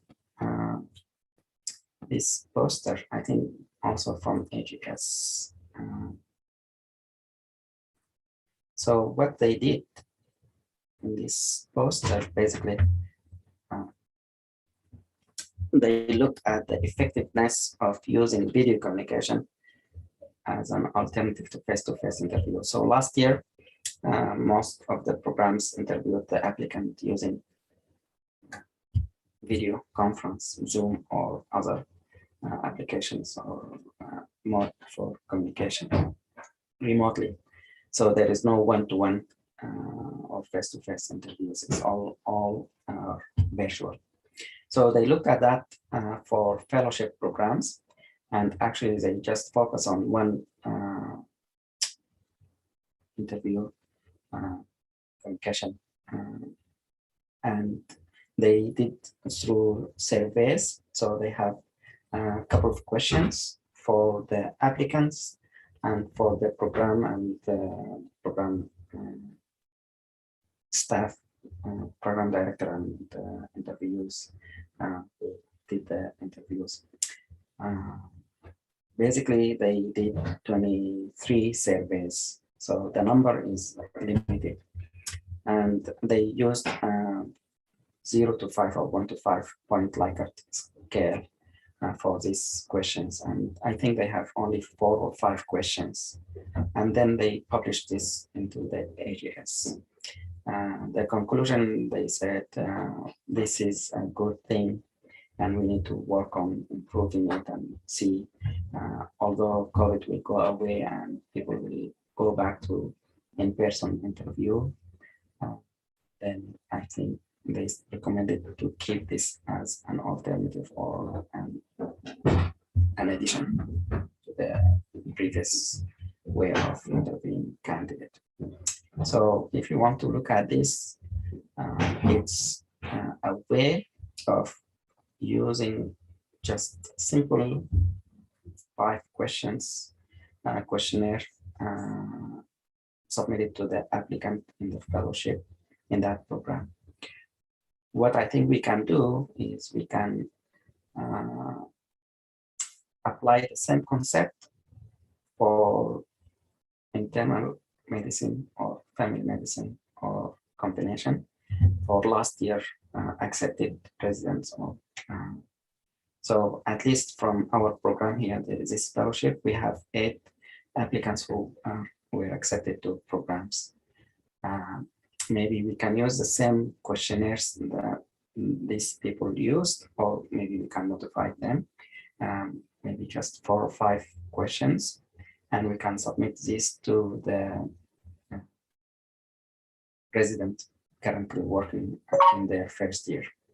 we can ask them to use same questionnaire for first year and give the same questionnaire for second year and see if there is any difference, for instance, between the in-person versus virtual interview from the prospect of residents who did the virtual interviews. And then get the data and then maybe publish it for internal medicine or family medicine and so forth. So it's just an idea if you want to share. Thank you.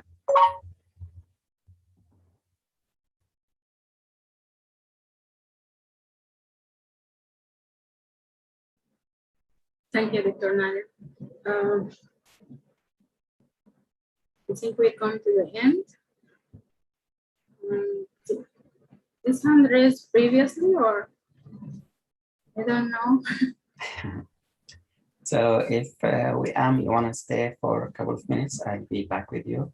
For everyone else, or your team can stay, but for everyone else, thank you so much, everyone. And I think we are approaching 4 o'clock, so you're free to stay or enjoy your rest of the day or night. I wish you all the best. Good luck. Good job, everyone. Thank you. Thank you, Dr. Nader. Thank you, Dr. Nader. Dr. Rahman, I will be back with you in a minute, okay? Give me a second. Okay, sure. Yes.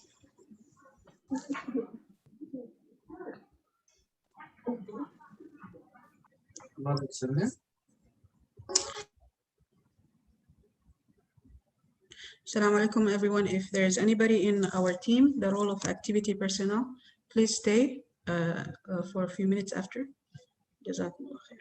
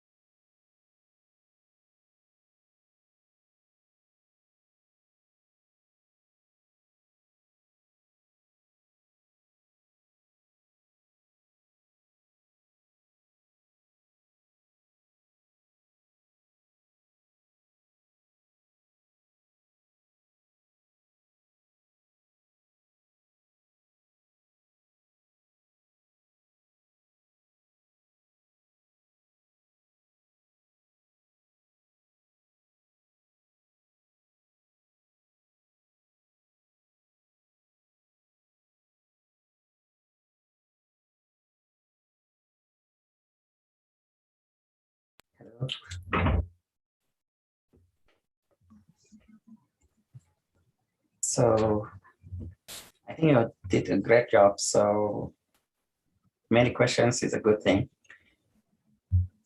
Okay, Dr. Nader, I forwarded the questionnaire and the comment of the employee to your to your WhatsApp and to your email, so you can view it.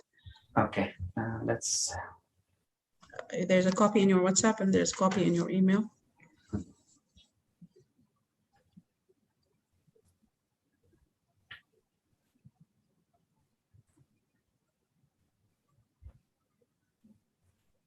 So I'm gonna share the screen and then we can talk. Yes. Okay. Yes.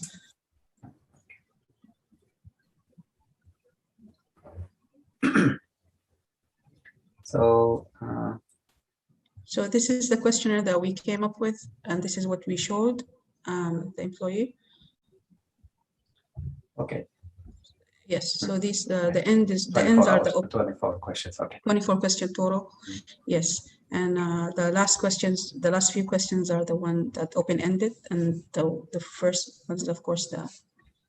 Okay, so you ask about the resident and the family, which is good. How did you meet leisure needs of the resident during this time? Okay, and then what item did you offer residents?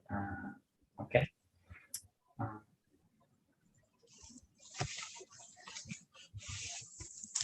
Okay, did you start upgrading internet? Yes. What did you go? Okay.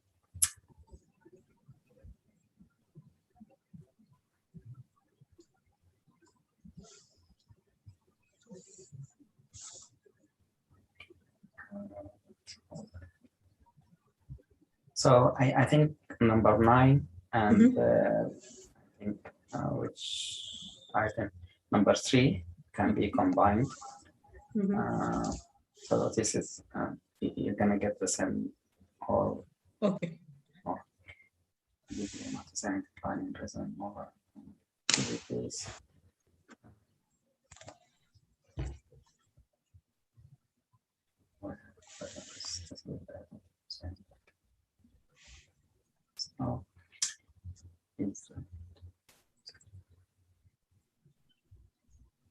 So volunteering program, what the idea here? Is there any? Because we can delete that. Yeah, we can delete that. We can delete this 13. Okay.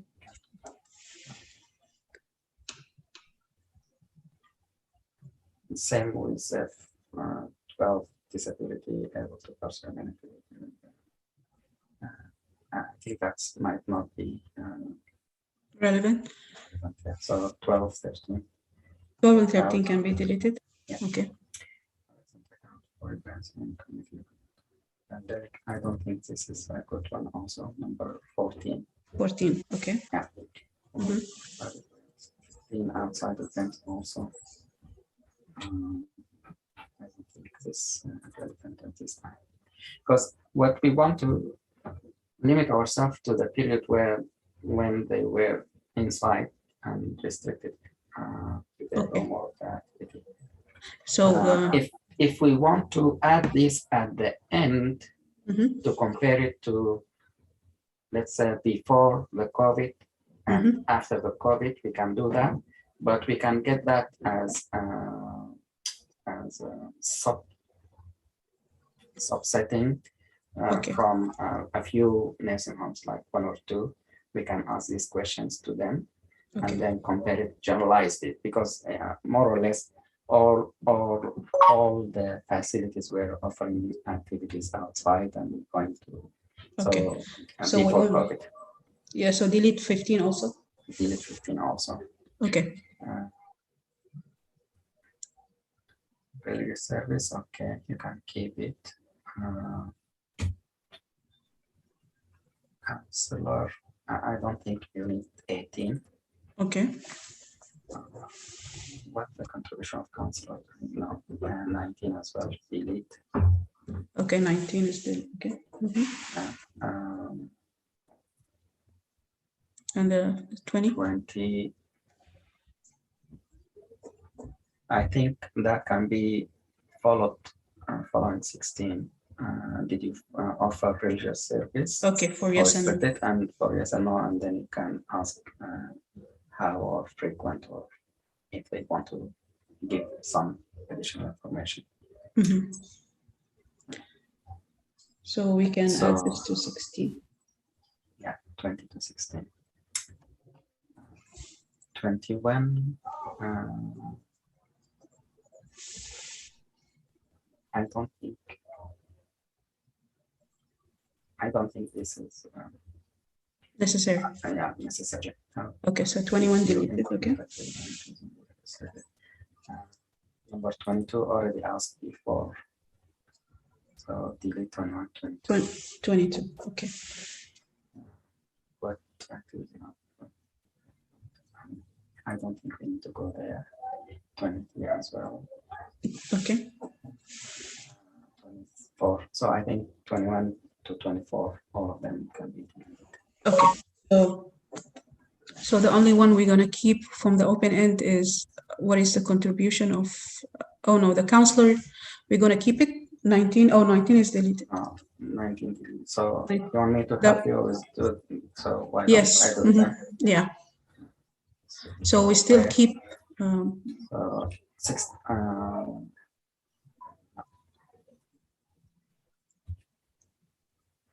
Okay. So religious, you are going about. We're gonna add it to 16, right? Yeah, so it's part of 16. You can say 16.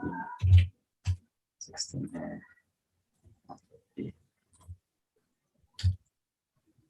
And then let's go from the beginning. Okay. Yes, but the other one that we deleted also 12 and 13. 12, 13, 14, and 15 also we deleted. 12, 14, 12 through 15. So 12. Yes, 12, 13, 14, and 15. My computer is. Okay, this looks better already. So it's going to be a shorter one. And we got rid of all the open-ended question. And we said some always will go up. Yes, and Yeah, right. Something like that. So I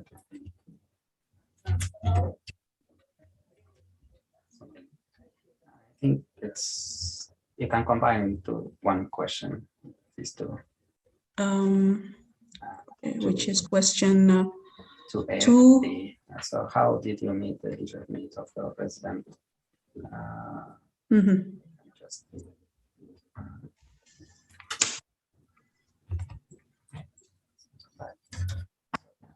messing up. Yes, we can clean it up later.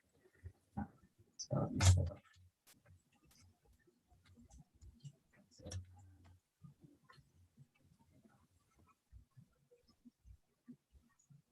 so maybe you can formulate the question a little bit better, but basically so 3 we said yes, 4 we said yes, 5, 6.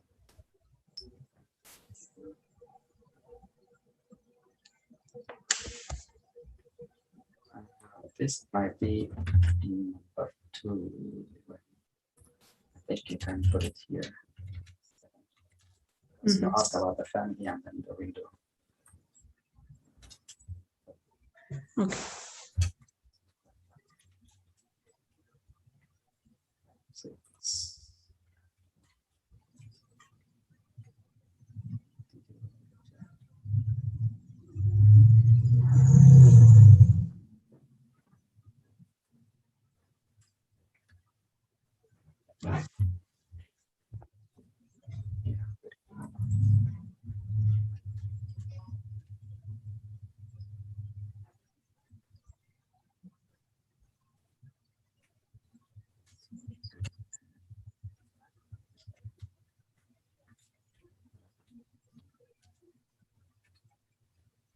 So 11 questions. Basically. Yes, it's almost less than a half of the previous one. So let's try them and see if we. Yeah. Okay. Yeah, this looks perfect. Before, yes, So I just want to update you. So we chose because there's 5 of us. We chose the three states: California, Texas, and Florida. That's great. And when I look at the numbers, we don't have to get a lot of senior homes. Yeah, we don't have to cover all of them. Just pick a sample from them, and then compare rural versus city versus something like that. Yeah. Okay. So do you still advise to take 10% of total nursing home, or just a sample, like you said? When you say 10%, it would be like 50 or what? Yeah, around 50 to 70 maybe. And we're planning to do, since we have more, so maybe every 2 of us is going to be in one state. So why don't we do that? Make it, if you want to add more people to your project, more fellows, so we can get 2 abstracts out of this. One abstract will be phone interview, and then the topic will be leisure activity during COVID in nursing homes. And then the other one, fax-based, web-based interview, and then the same leisure activity during COVID in nursing homes. Okay. So the first one, yes. I make it clear for you. Okay. So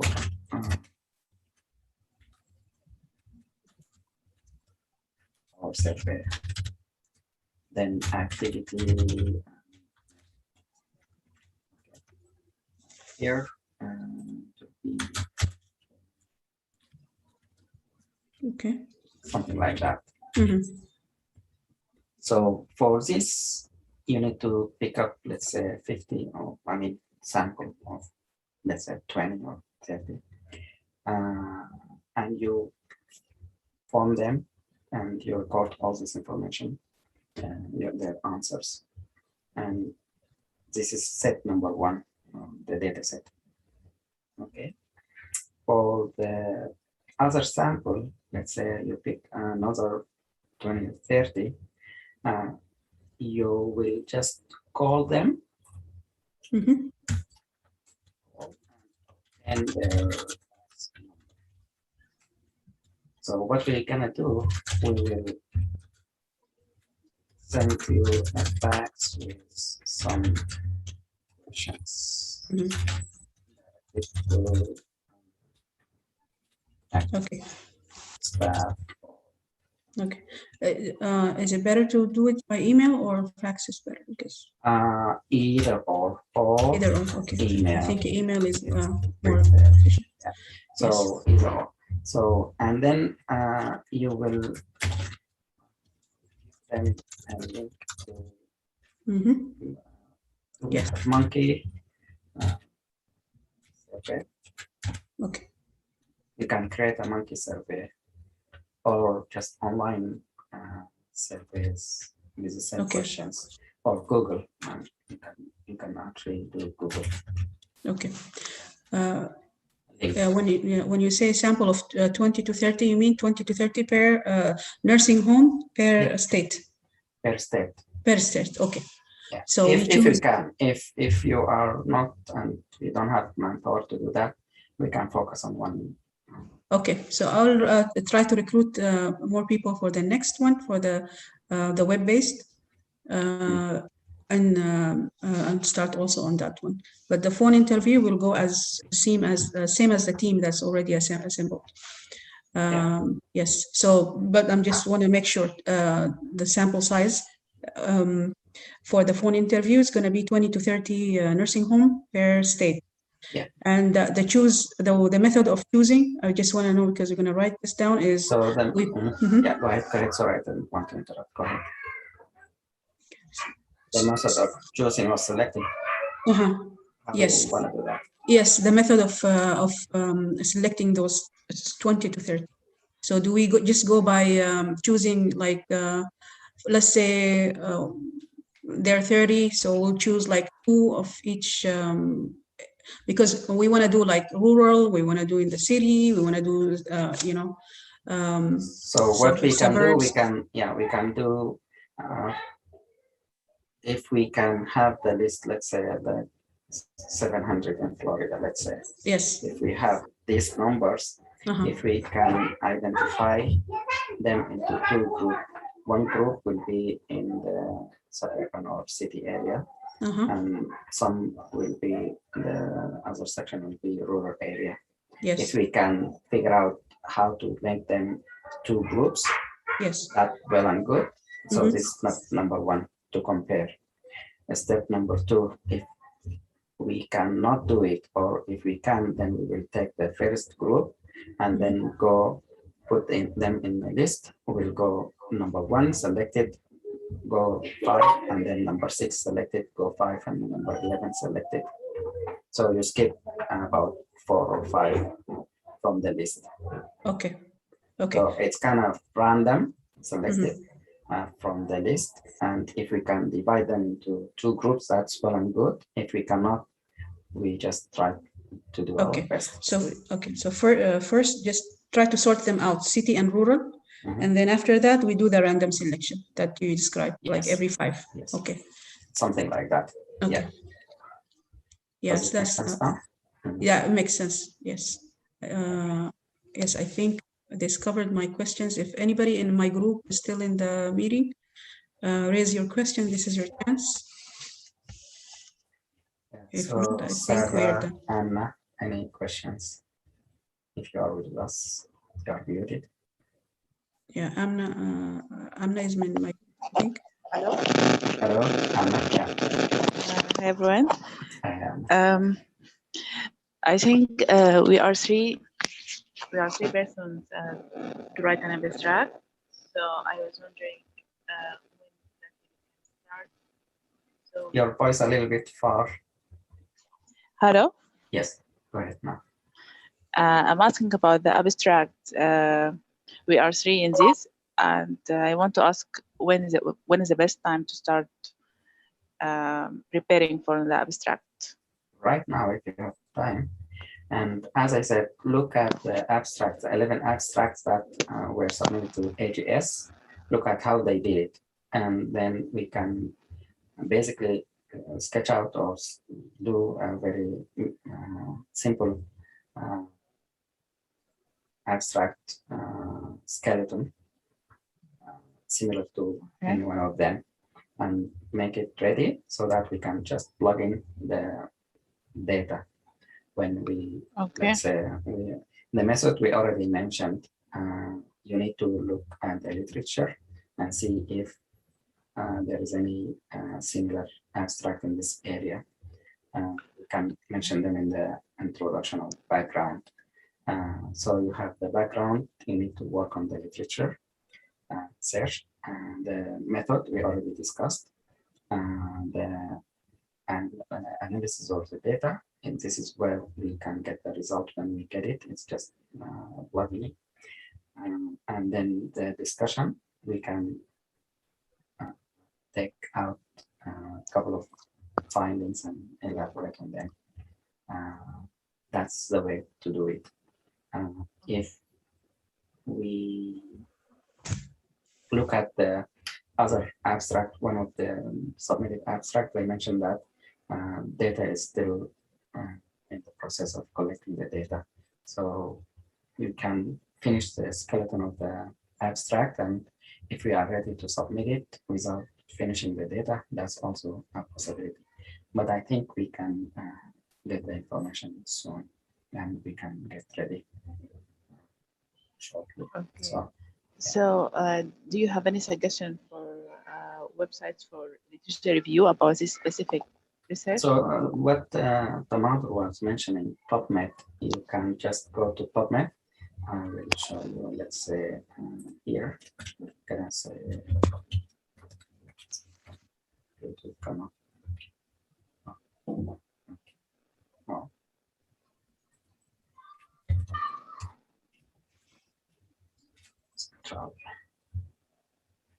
can look at PubMed or PubMed Central. Let's go for PubMed, and then you can use your keywords. For instance, we are talking about leisure activity.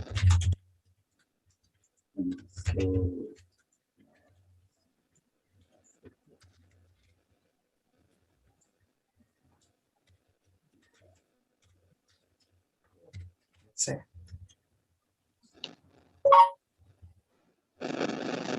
So no result. So no one mentioned that, but maybe just activity. So maybe we can.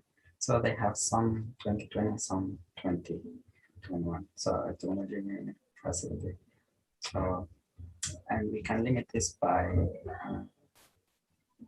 language or we have options to limit this, but for now there's only 15 results. So why don't you look at the 15 results here? Review this, review the rest of them, and see if anyone is having similar idea. I don't see.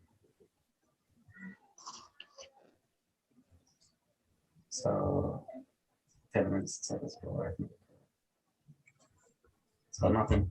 Maybe we can use nursing home.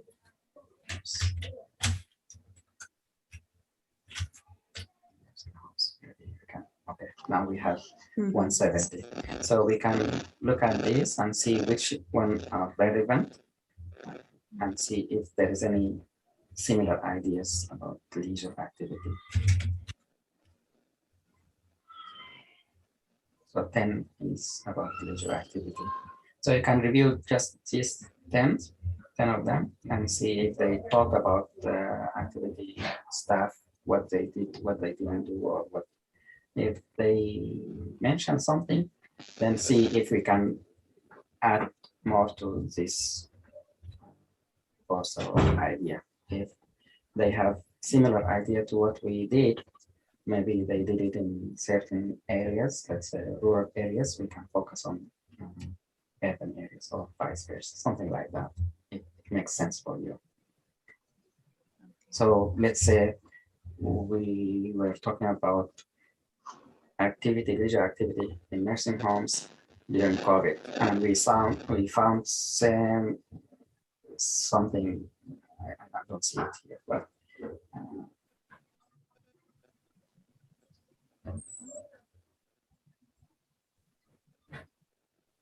so I don't see any abstract with the same idea.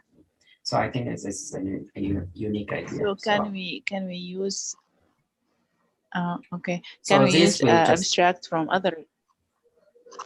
So this will be as reference for you. Let's say what they did, like physical distress activity during COVID. This will be something in the introduction. You look at this paper, see what they did, what they didn't do, and put it in your introduction or background that people are talking about psychological distress during activity during COVID pandemic. So this will be one sentence. This will be the reference for that sentence. Does it make sense? Okay. And then you can add one more sentence about COVID started in 2019 and affected older adults. Then you can bring a different reference for that sentence. So it will be the first sentence will be about COVID started in 2019, let's say.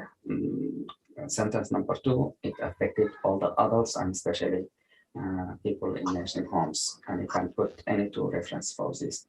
Sentence number 3 will be this. Sentence number 4 will be there is no mentioning in the literature about how we handled that, how staff handled